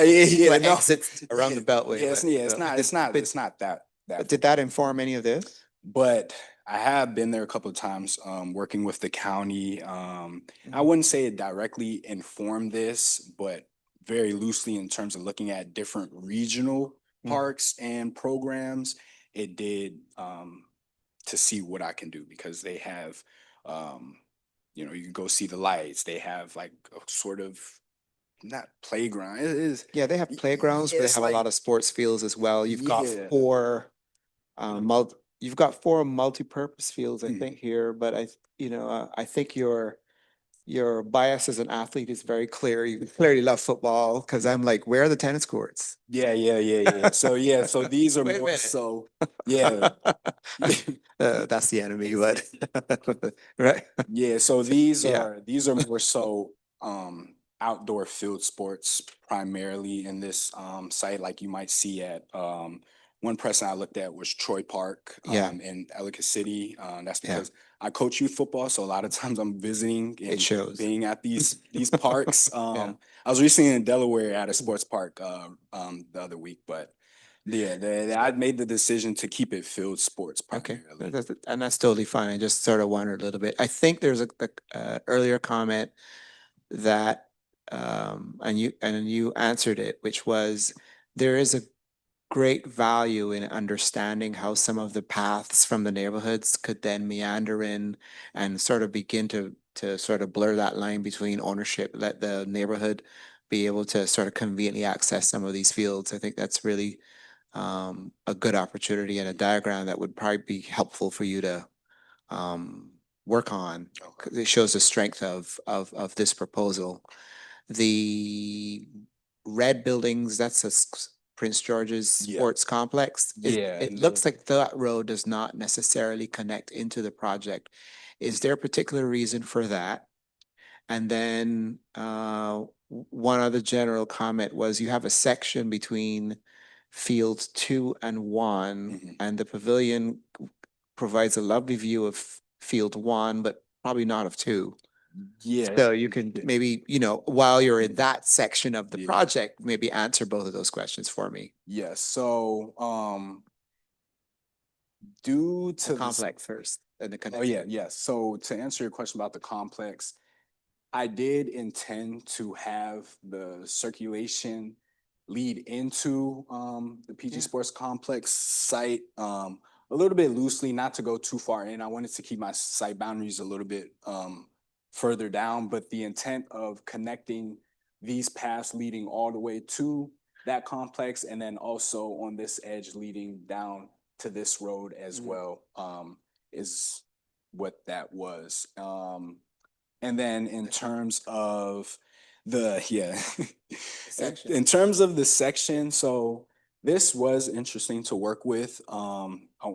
The nature of that section is because the fields they're staggered a little bit. So that's why you see the prominent field 2 right here.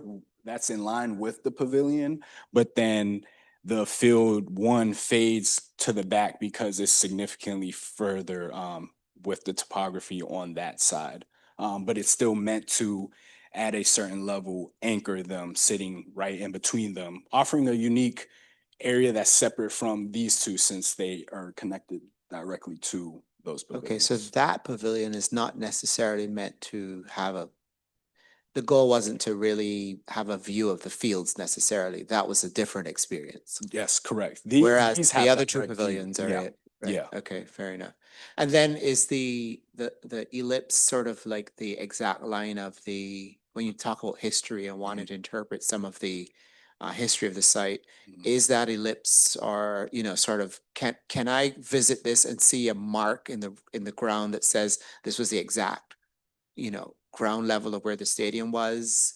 Yeah. Do you have some recognition of that? And then, another thing to think about was you also mentioned that there was a tobacco plantation at some point, and then you're reintroducing a park and recreation, but also there's an opportunity there to think about the history before sports on the site, and to think about at least letting people know that, I think would also be another layer that you can add to this project, just in terms of of grounding it, grounding this place and grounding this history. So we recognize all histories.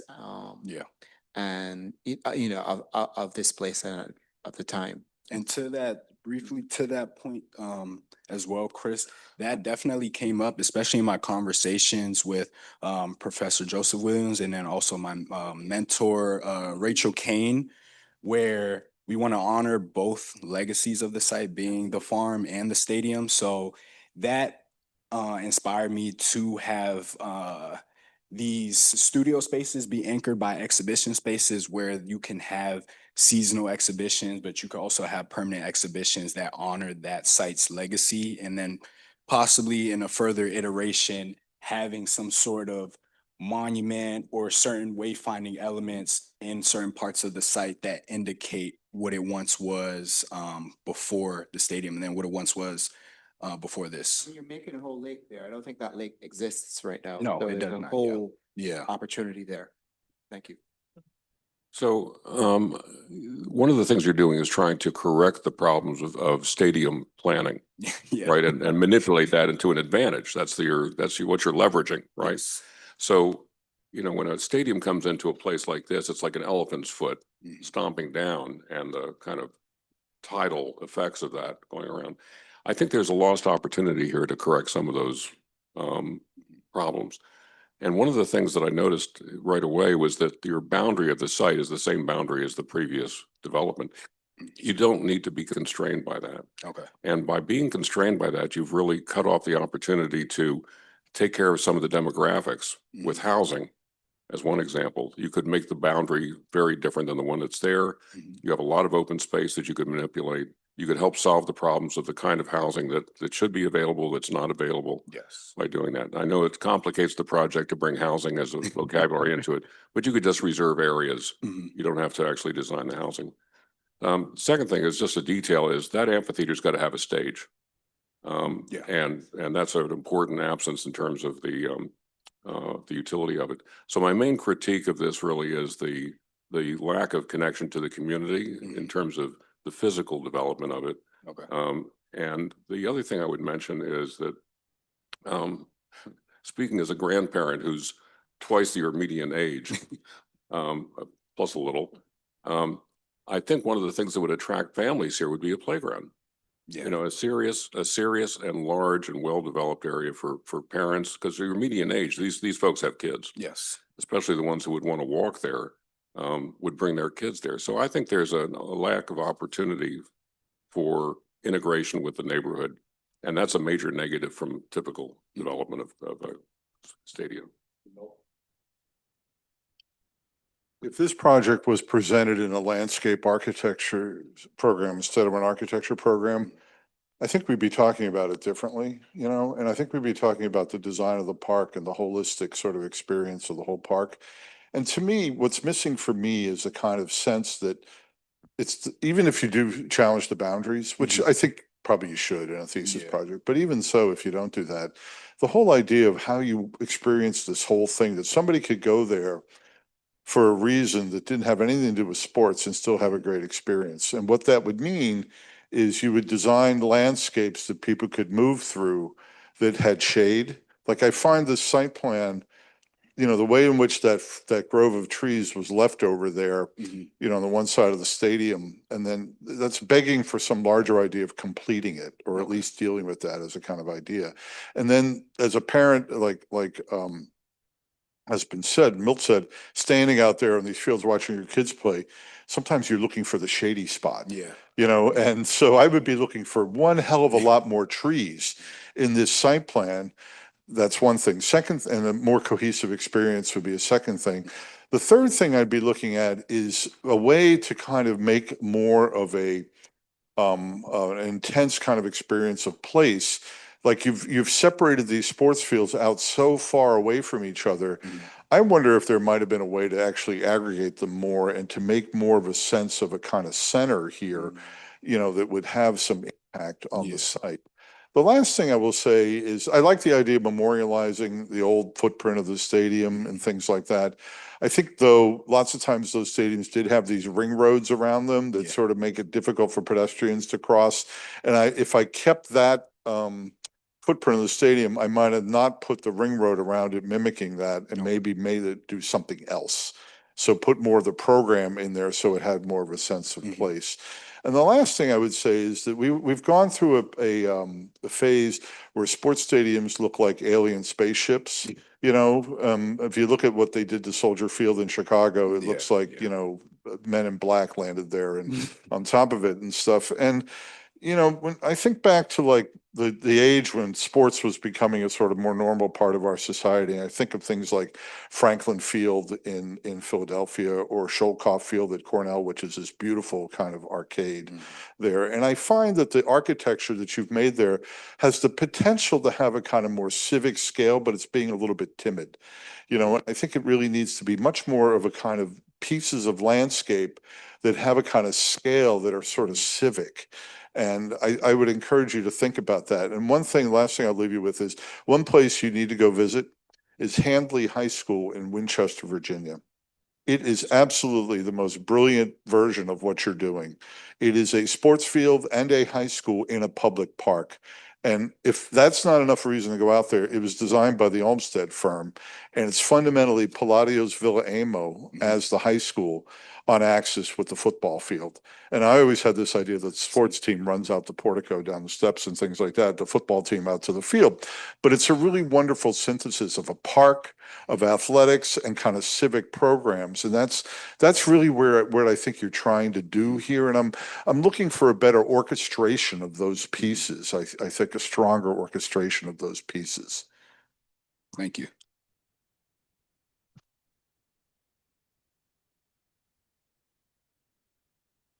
Okay, well, thank you all. Thank you for a wonderful discussion of Day Wan's presentation, and thank you to Day Wan for um, putting this together. I mean, it's a really, really impressive and ambitious project. I think for me, where the thesis really stands out is he started from a very provocative sort of basic concept because he was getting advice about what would be done typically with a site like this. And the advice was kind of like what they were planning for Largo. We're going to make a town center that's commanders themed, basically. And in other words, we're going to have a commercial area that can, as you said, recoup some of that sunk cost. And I think you had a kind of visceral reaction to that, that the community needs its public amenities back. And as someone who's passionately engaged with youth sports, you thought, I mean, there's different layers of the world of sports. There's that community grassroots based sports that needs public fields and things like that. And so you started looking at precedents such as RFK itself, which has been transformed with a series of public fields and things like that. And you thought, well, generally, what if Prospect Park came along and took over this stadium, and we had a kind of a park-based amenity? So really provocative, and I think that it's not necessarily the mark of the most successful thesis that is the most likely to be built or developed. It's a mark of a good thesis when it creates a useful provocation. So thank you so much, Dylan. Thank you. Thank you.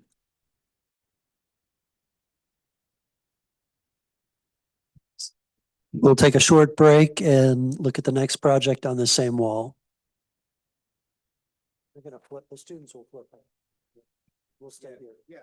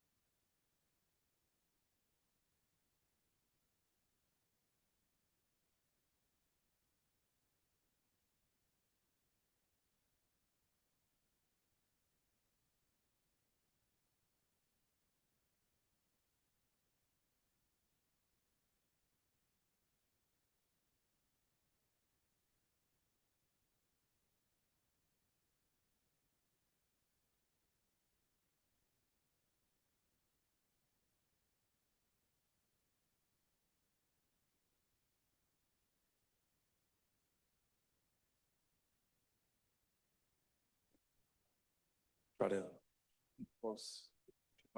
closer to your mouth. All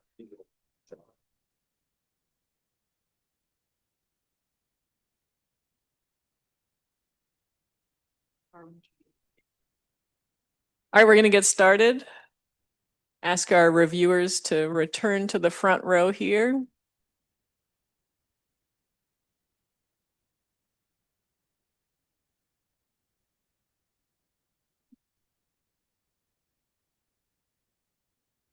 We'll be reviewing our final project before lunch. Seeing the presentation from Ali Garmchi. Matt Bell is the chair of the committee, and the committee members are Andressa Martinez and Peter Noonan. Take it away whenever you're ready.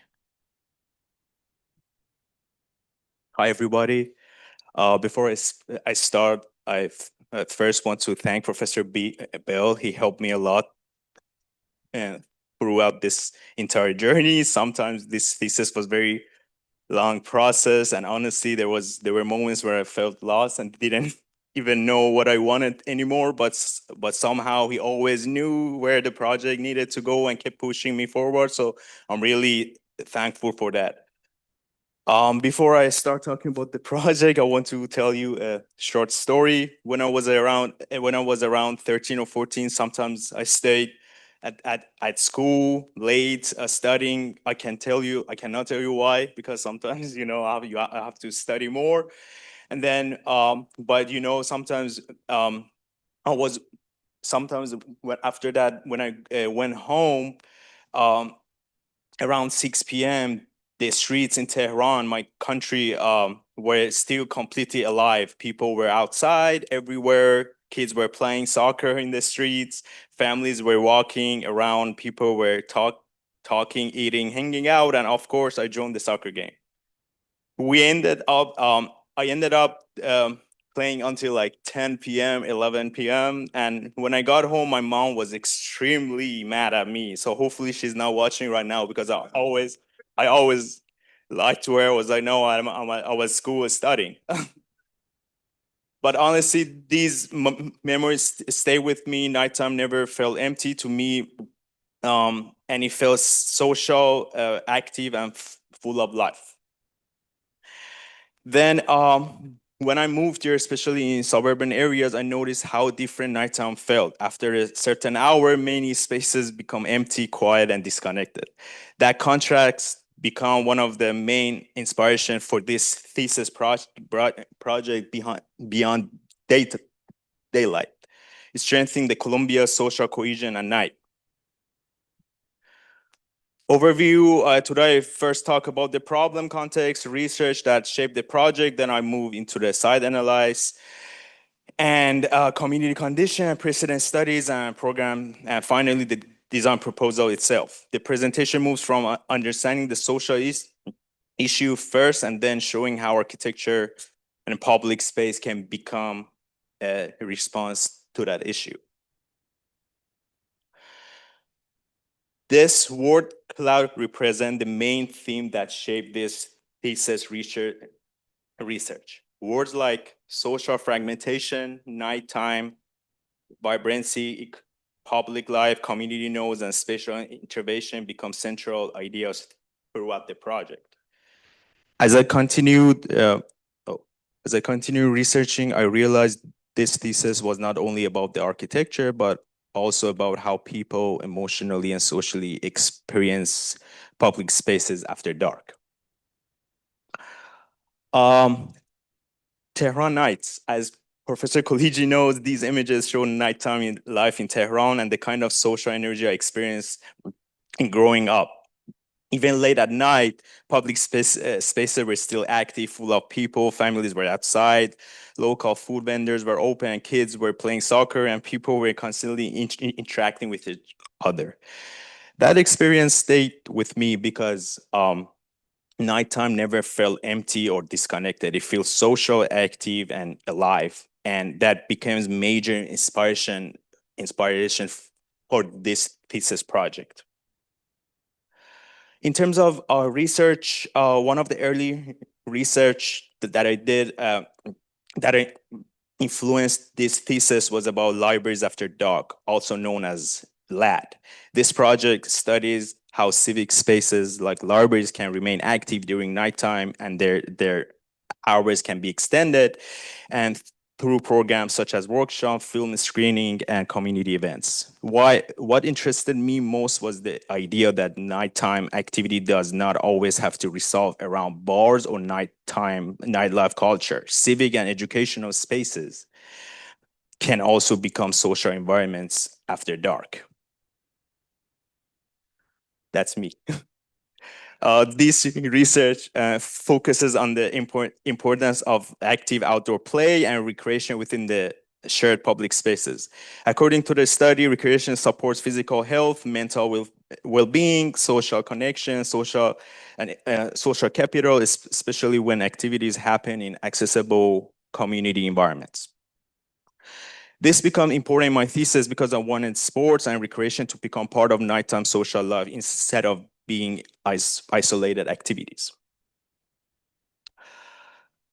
This research also shows the relationship between nighttime activity and the green spaces. The findings show that nighttime activity in green spaces is associated with lower anxiety, higher mental well-being, and greater happiness. This helps support the decision to integrate landscape, trees, and outdoor gathering spaces throughout the proposal instead of focusing only on building. Problem context. So this thesis asks how Colombia's spatial form can be reimagined to foster social cohesion during the nighttime hours. In suburban environments such as Columbia, Maryland, public life often fades after dark, leads to social fragmentation and weakened social ties. Many spaces become inactive after business hours and creating disconnected nighttime environments. This thesis examines how suburban context can reactivate nighttime public life by transforming underused lot into multi-functional community spaces throughout extended programming. Columbia is located between Baltimore and Washington, D.C., making an important suburban center within the region. Its location allows to attract people from the surrounding communities throughout the day. However, despite being regionally active, many spaces within the Columbia still lose social energy after dark. Columbia was founded in 1967 by James Rouse as a part of the Newtown movement. The city was organized into the 10 villages, as you see in the diagram, and designed around ideas like community, open spaces, and social interaction. Nearly 1/3 of Columbia's land was preserved as open spaces, and Meriwether Post Pavilion was developed as the regional cultural anchor of Columbia.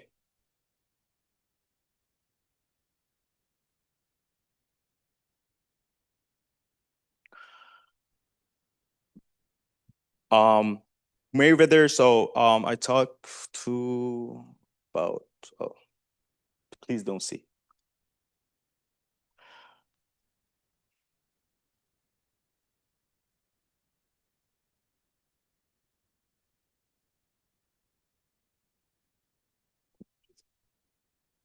Okay.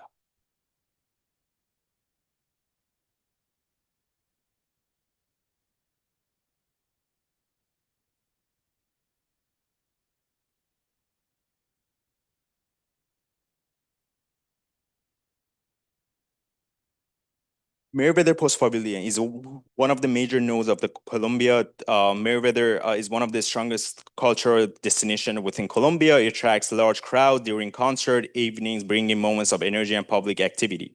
But outside of even hours, many surrounding spaces become inactive, and energy of the Meriwether does not fully extend into the downtown Columbia.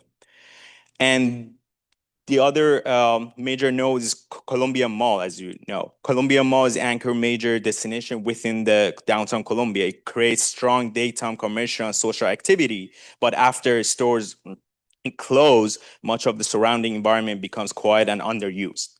So this contract between day and night become important in understanding the large urban issue within the Columbia. in terms of distance between pavilion and mall, this diagram shows studies the relationship between Meriwether Post Pavilion and Columbia Mall, although the two destinations are physically close to one another, but the pedestrian experience between them still feels disconnected. The gap between two major nodes become one of the main opportunities explored within this proposal. In terms of history, as you guys see, this timeline studied the transformation of downtown Columbia over time. You can see how the areas continued growing commercially and physically throughout the years. However, despite this growth, many public nighttime spaces still remain underused and disconnected from one another. Downtown Columbia. This figure highlights the overall urban condition of the downtown Columbia. Large building footprints, parking lots, roadway infraction, and create separation between major destinations. While the area contains many successful programs, the spatial organization itself often weakens pedestrian continuity and public interaction.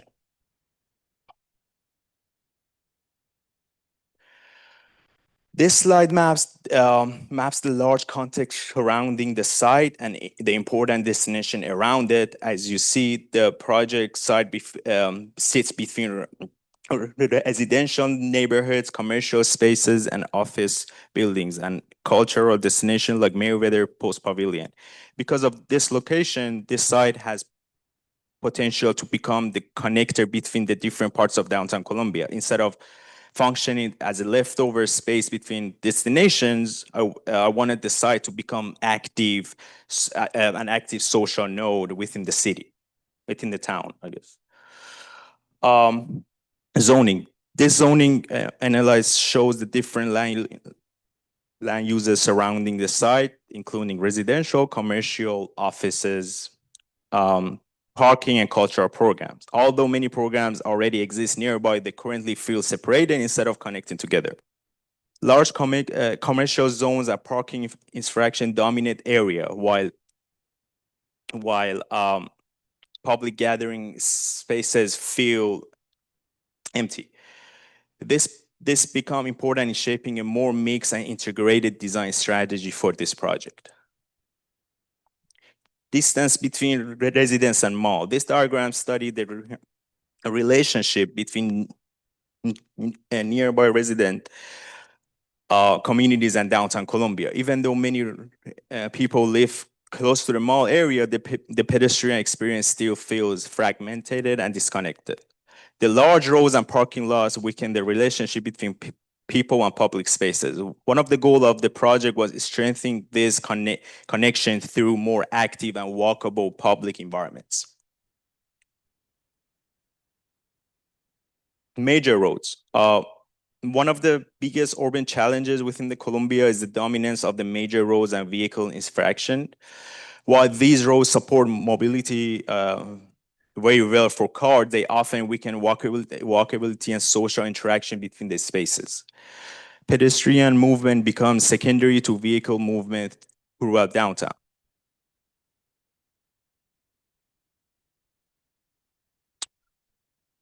This diagram maps the existing pedestrian pathway and sidewalks throughout the site. Although pathways already exist, many of them do not create active or engaging nighttime experience. Several paths feel isolated, underfilled, and disconnected from surrounding activity. Community context. The demographic analysis helped me better understand the community and surrounding the site. The area includes a wide range of age groups, showing the importance of creating multi-generational public spaces. I wanted the project to support everyone, like students, families, young adults, and older generation together. The goal was creating a place where different groups could interact throughout shared public space.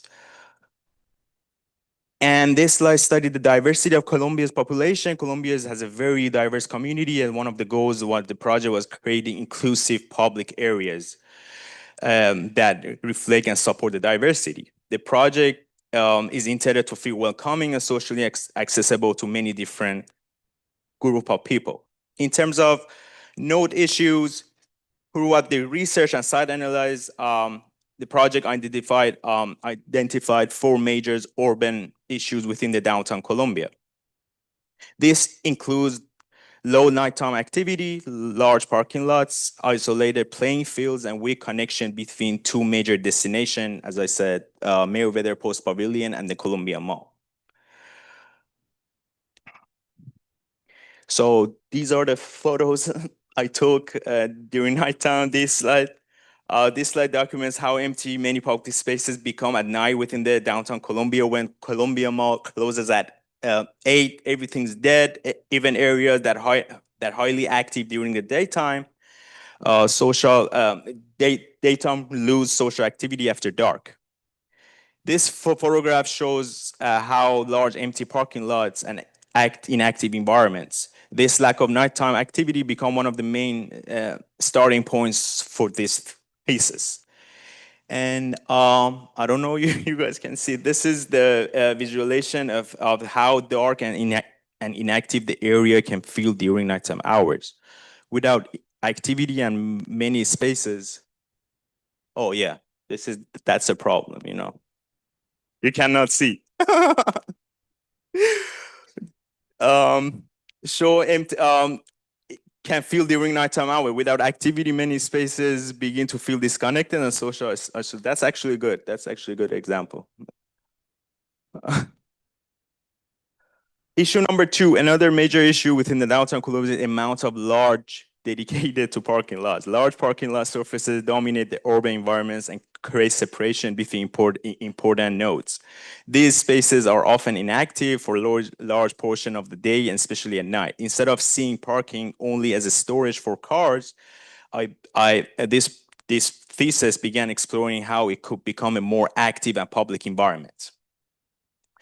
And issue number 3, which I felt it really not every day, but I felt it. There's no this diagram highlights the lack of playing fields and recreation spaces within the downtown Columbia. Many athletic spaces exist outside the urban center instead of being integrated into public life. I became interested in how recreation and sports could support social interaction and nighttime activity. And issue number 4, the final issue, is the weak connection between downtown Columbia and Meriwether Post Pavilion. Although the 2 nodes are physically close, the experience between them still feel disconnected and inactive. These are limited engaging pedestrian experience linking the 2 destinations together.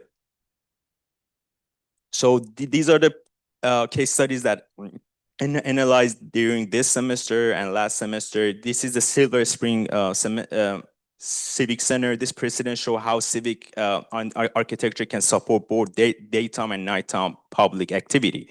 I was especially interested in the flexibility of the public spaces and how the building connects directly to the surrounding. The project demonstrated how civic spaces can become active social environment instead of isolated institution. The second case study is Long Bridge Park. The Long Bridge Park became important for understanding recreation, circulation, and landscape integration. I was inspired by how sports program, public spaces, and pedestrian movement were combined together into one connected experience. The relation between indoor recreation and outdoor public activity was especially influential. This precedent helped shape my thinking about integration athletics into community-centered urban design. And as you know, this is Epley Recreation Center at our school. Epley helped inform the organization of the building that I will talk about. I studied how athletic, social, and circulation spaces could visually connect to one another within the large public building. The openness of the entire interior spaces and the visibility between programs becomes very important in the design process.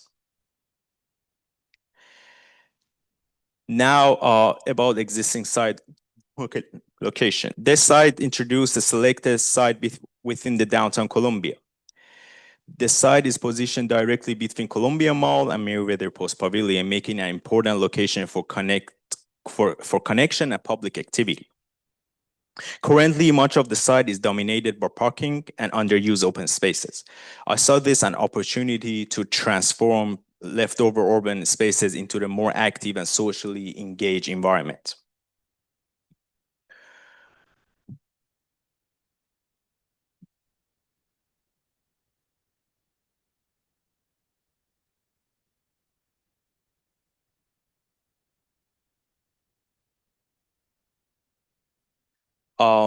About the, so this is the next slide is this slide looks more and closely at the existing site condition and the boundaries. The diagrams highlight how much of the area is currently occupied by parking fraction and fragmented circulation. Even though the site sits within the very active part of Colombia, the existing urban condition feels disconnected and underutilized. This becomes the foundation of reimagining the site as a new community-centered destination. So this is a proposal, the Columbia Crossroads Center. The proposal is called the Columbia Crossroads Center. The project combines a mixed-use activity hub, active parking hub, recreation center, public activity plaza, and the athletic commons into one connected urban intervention. The goal was creating a community center environment that remains active throughout both daytime and nighttime hours. Rather than separating recreation, social gathering, and public spaces, this thesis brings them together into one connected experience. In terms of urban strategy, these two figure ground diagrams compares the existing urban condition with the proposed intervention. On the left, the existing condition shows fragmented spaces, weaker connectors, while the right side introduced new public nodes and strong pedestrian relationships. The proposal works as a connector between important destinations within the downtown Colombia. The goal was strengthening public life by creating more continuous social and pedestrian activity. So as you see, this is a site plan on my first board. This site plan shows how the project organizes building, pathways, plaza, landscape, and recreation space together. The design creates stronger pedestrian movement throughout the site while introducing multiple areas for gathering activity. The central public spaces as a connector between the different programs and destinations. The overall goal was creating a walkable and socially active environment throughout both day and night. In terms of massing strategy and kind of party diagram explains the organizational strategy and massing approach of the main building. The party separates service, circulation, and primary public spaces into different layers within the form. The massing processes began with the simple extrusion and then use subtraction and carving into the creating public connections and open spaces. So this is a Columbia Rec Center. Welcome to this building. First floor, this first floor focuses mainly on public gathering and community interaction. Major spaces include the social hall, retail spaces, and the main lobby connected by the social stairs. The first floor was designed to feel open and active and welcoming throughout the day and night. And those social main event, which is here, you guys see it's like a considered as a social hall, so it's extended. People can go and when they want to go to the concert, if their Mayweather Pavilion has a concert, they go before or after. It's open and people can experience. And there's a lobby, as I said. There's a social stairs in my interior perspective, so people can socialize. So the main point is to improve the interaction, engagement within the people.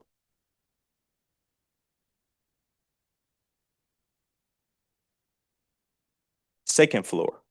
Second floor, it becomes more recreational focused with the gym and athletic programs. The social stairs continues connecting the building vertically while also creating moments for gathering and interactions. I was interested in making circulation spaces feel social instead of only functional. The relationship between recreation and public interaction become very important to this thesis. And then third floor. The third floor introduces a quieter and more flexible and social spaces like the Sky Lounge and study areas. These elevated spaces overlook the athletic commons and surrounding community while providing a calmer atmosphere within the building. I wanted the upper level to support relaxation, studying, and informal meetings and social interaction. The large glazing also strengthens visual connections between the interior activity and the surrounding public spaces. And this is a cross section, please don't go. This is a cross section of the building, as you see, and there's a better version on the section perspective. You guys can see there's a main stairs that count as a social hall. People can sit there, experience the exhibition in front of them, or they can go up, they can experience the gymnasium, they can play basketball, or they can go upper and there's a roof garden on the left side. And the material is wood, and then trusses showcase the spaces. And this is the active parking hub. So this is a parking garage facing the building. So on top of the roof, there's a two basketball courts and tennis courts. So, and that also connecting, there's a social stairs that connecting from the roof of the parking garage to the ground, so people can sit whatever they want, they can socialize, they can cheer their colleagues, whatever, and then they can see their views as you guys see in the perspectives. And the public activity plaza. This plaza is in front of the food court of Columbia Mall. So people, when they come out from the Columbia, there's a they can experience the green space. There's a fountain. People can sit. There's a lot of trees, and there's an ice cream shop. People can go, and it's like the people can experience more, as you see in those perspectives. Can experience more about the nighttime. And these are the main image aerial view of the site, how the site became more active during nighttime, become as a soccer field, and which supported by those social stairs from the main building and those basketball courts that can be seen from these another social stairs that connected from the parking garage roof. And obviously on the roof, there's those courts, as I said. And this is the main facade of the building that showcase the wood louvers, the balcony, the rooftops. And yes, that's it. Thank you so much.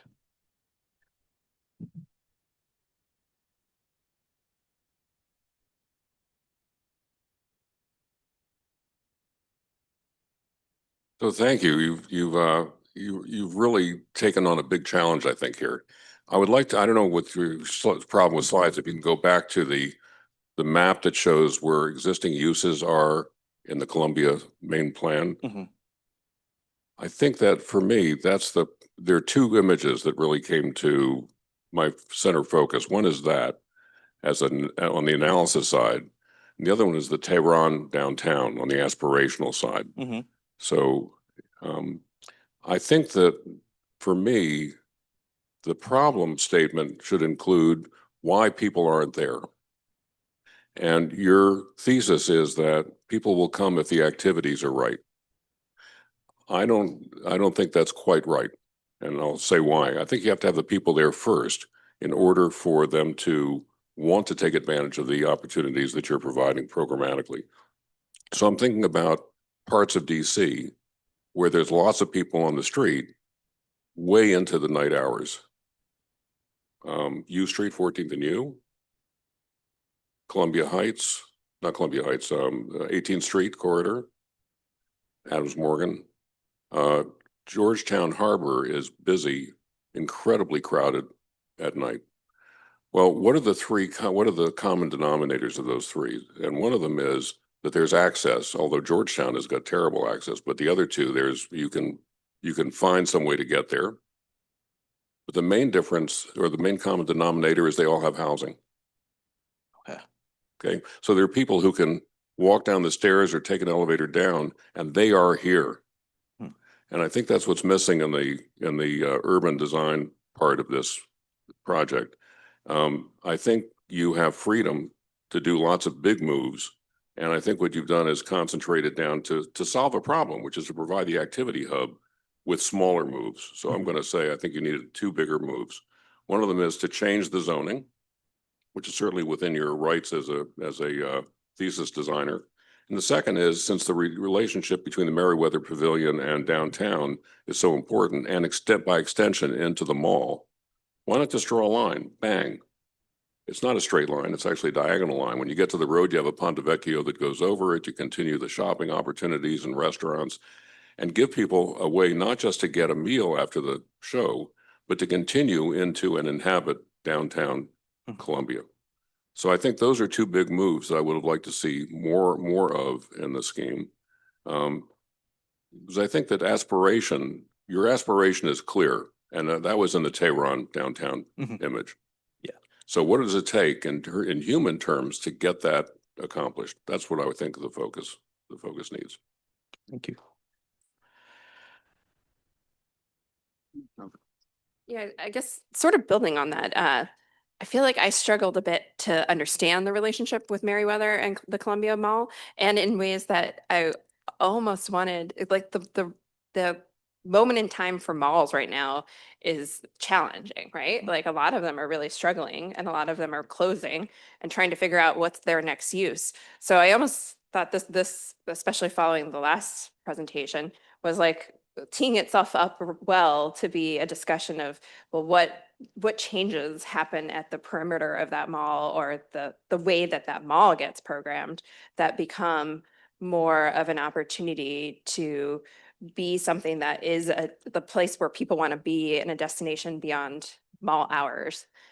So I think, it just welcoming that kind of investigation into what the mall itself could become, or to become more of an active participant in being more of a walkable community. Because right now it is very car centered, and so is Merriweather. So trying to figure out how you really would knit those things together. I think you would need to think about like what other programming would be part of that. So I think that's just more of a question to explore further, but otherwise I thought your infill and the scaling of that and some of your renderings were really, really nice.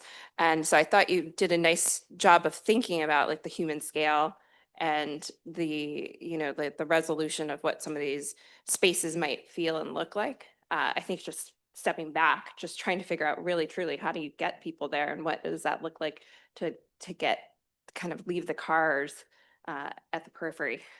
Yeah. Thank you. Yes.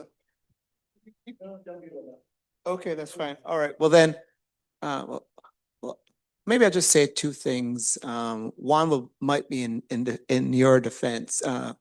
Columbia is a strange place, and everyone knows Columbia from the theoretical. Oh, they were going to have all these walking communities and all that, and that does not happen in Columbia.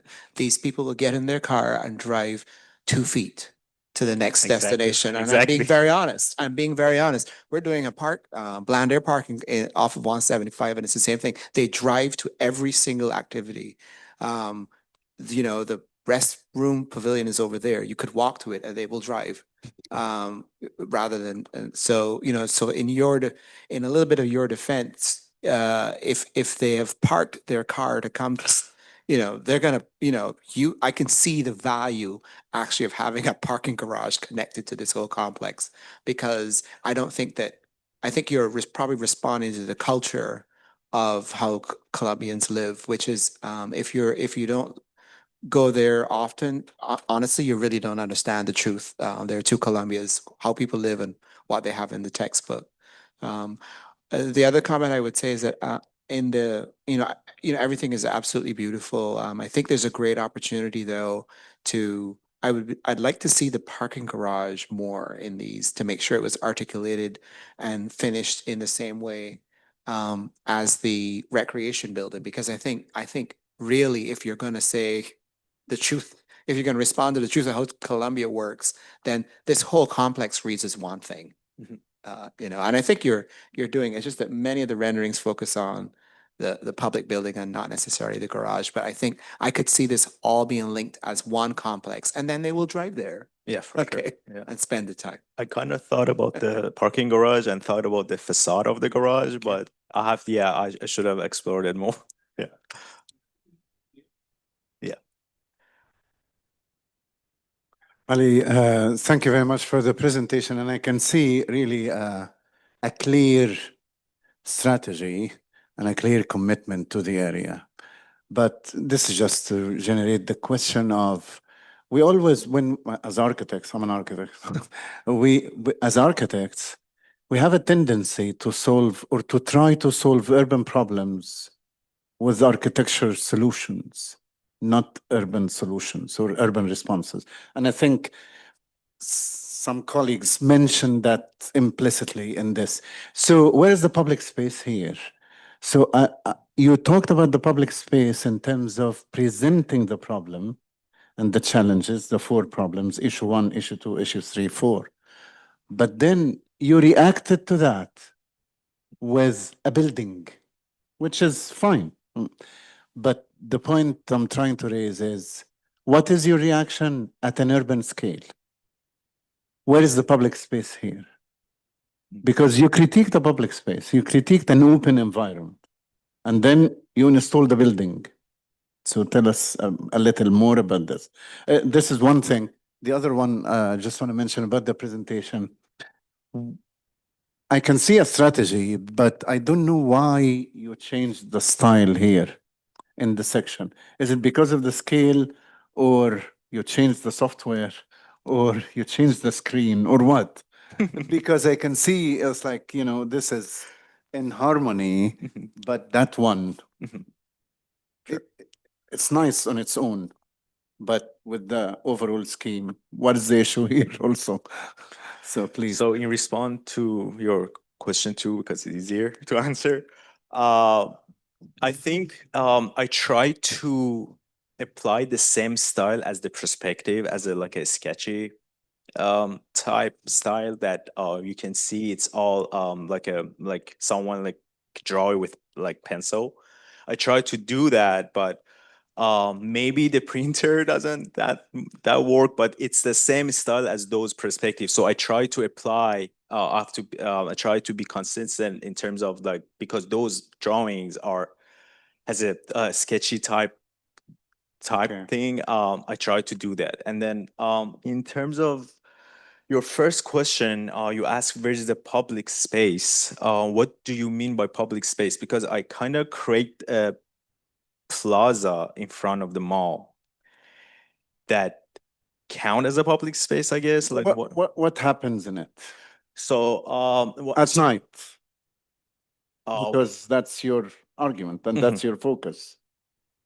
so in that plaza, people can gather. There's a fountain. There's a small shops. There's like a ice cream shops. People can sit. I think that plaza kind of the purpose of that plaza kind of connect the Columbia Mall into those district that I created, but at the same time improve the social activity engagement at the same time. So I would say the pedestrian plaza count as a catalyst to increase the social activity, I guess. Okay. Yeah. One final point about the use of balconies. Mhm. So now we know that balconies are used in whatever Middle Eastern culture, not necessarily in North American context. In some places, yes, in housing and residential environments. But this is a public space or public building. What is the use of a balcony here? What is the role of the balcony in the program? So are you talking about the balcony behind or balcony in No, front of the these two building? Okay, balconies. those Yeah. those are just people can go outside as just go outside and enjoy the view because as I said, there's a pedestrian plaza and there's a mixed use buildings over there and there's access so people can go and enjoy the view just like and then Okay. and get a It looks fresh nice air, in the facade. Yes, okay. Just real quick, I agree with the comment about the public space. We needed a rendering of that to see what you really had in mind. Okay. I think that would have been helpful. So the other comment I would make is that when you use the word catalyst, my brain turned on big time because catalyst is a great word for what urban design and architecture are capable of doing. To be a catalyst for behavior and activity and for enriching the whole experience of place. So I believe in words when we talk about design. And I like writing out intentions with words and sentences. And I saw your all the words that you had in that one collage. I like sentences that have adjectives in them and that help to frame thinking. So I don't see that in this process here, but that may be just because it's not in the presentation. It's hard to put those kinds of things in a presentation like this.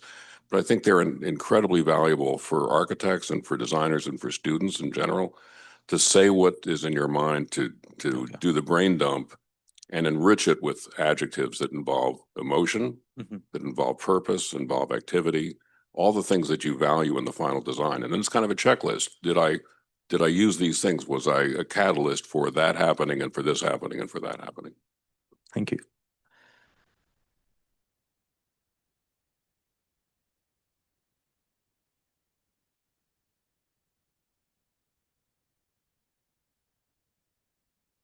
I also want to say I like the full moon in all the images. That was great. Thank you. It's a good symbolic statement. Oh, just real quick, there's also the time between night and day, the liminal times.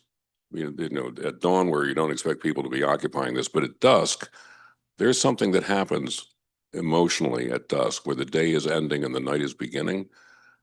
I would try to write about that. Okay. And what makes that special, because without that invitation to the night, I don't think people stick around. Yeah, thank you.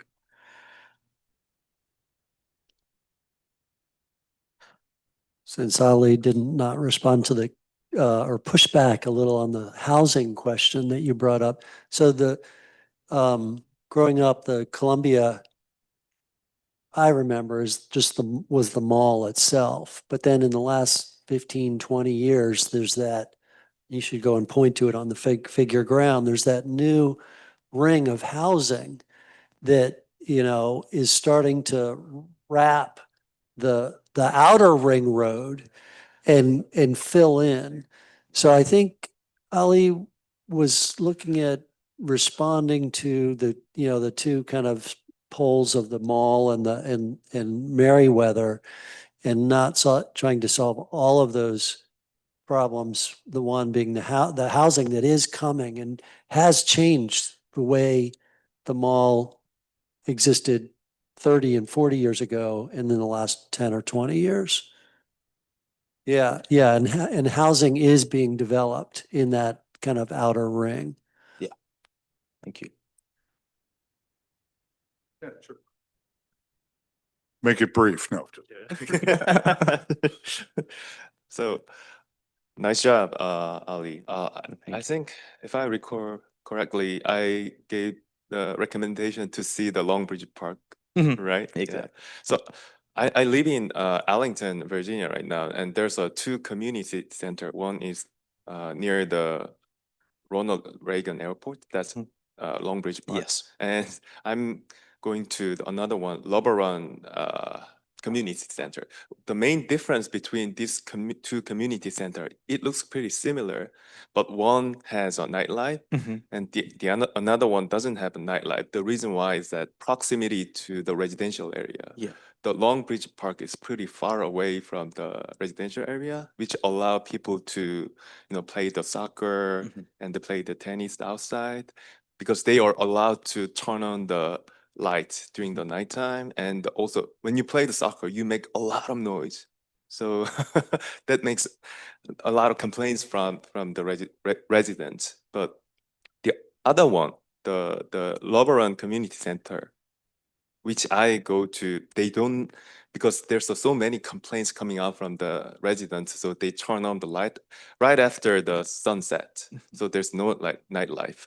So what I'm trying to say here is that you have to consider all together with the residential area, and then how you gonna control that outdoor light, because that light can cause pollution, and we call it light pollution when it comes to outside. And also, that there's gonna be the noise. And when we are trying to restore humans' nightlife, what about the wildlife? For example, the squirrel, and they are gonna suffer from this nightlife, but you are trying to achieve. So those are, you have to keep in mind, and that's kind of food for thought for this project to make it better. Right? Thank you, Professor. Okay. Before I talk about Ali, let me address a few things you people said. First of all, I think one of the virtues of this project is that it plants a seed for further growth. And I think asking him to put all this housing in here at this point in time, you could do that. And certainly there's been housing growing, but I think what you're looking at here is sort of a stage one here, which basically says we can begin to transform this area with an urban design intervention that people could add on to. And when you think about the reality of these sorts of things, lots of times phase ones have to be of sufficient size to make impact, but they also have to be of sufficient quality to add value over time.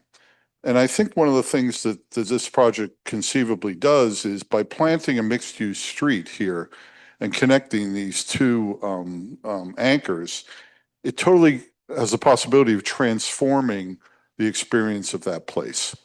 And I think that's a very significant thing. Just the business of doing this for a living, I know how hard it is to make an intersection, to get a developer to build 4 buildings like that. But this plants a good seed in that regard. And I think, I think that you would then go to the next level, which is try and figure out how to tame this intersection and get people down into Meriwether Post. The thing I would say about the lighting is there's no housing over here, right? So it's less of a problem on this side of the site because the lights aren't going to be shining in anybody's front yard. The other thing I would say about the urban design too, as well, is that Project for Public Places says, by rule of thumb, you have to have 10 different activities to animate a public place.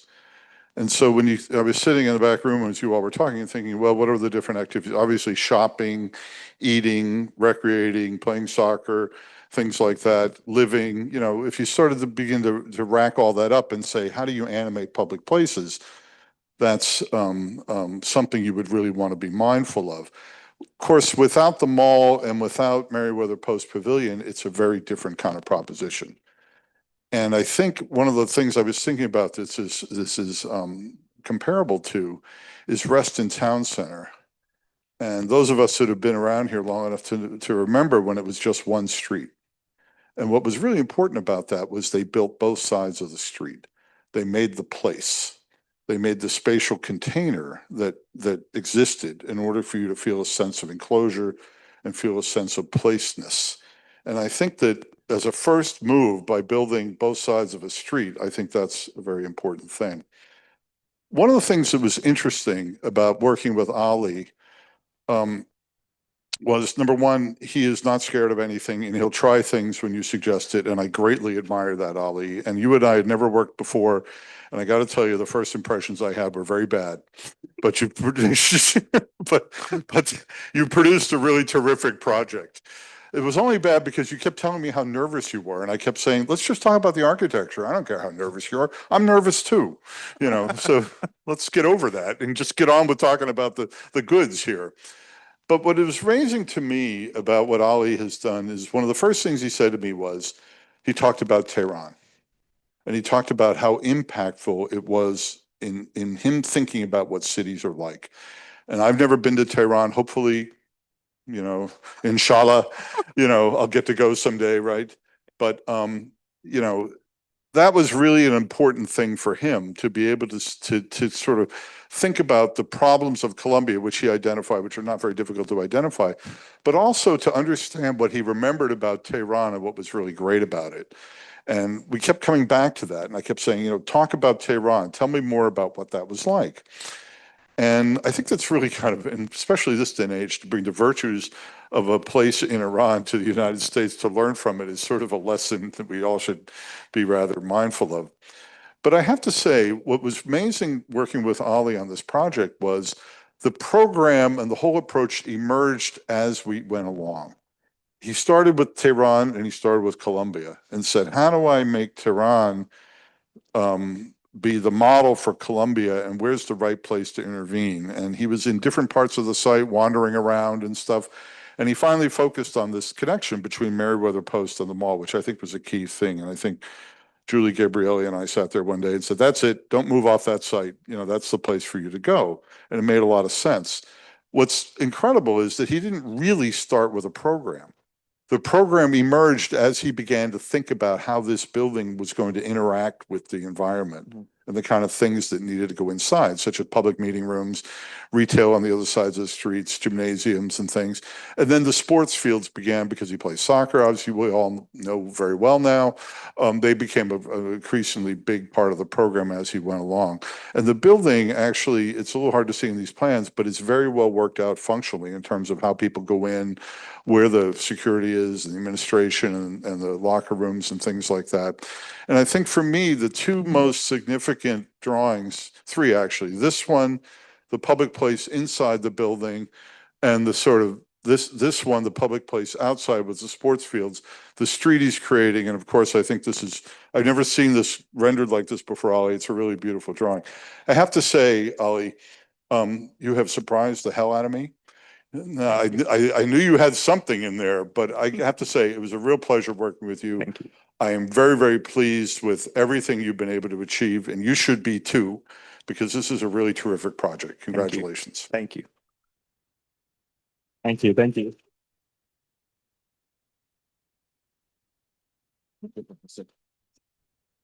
Thank you. So we'll take a break for lunch and come back down at the top of the hour for the remaining 4 projects. Thank you. I can put them on my Instagram. You take a picture of me and I'll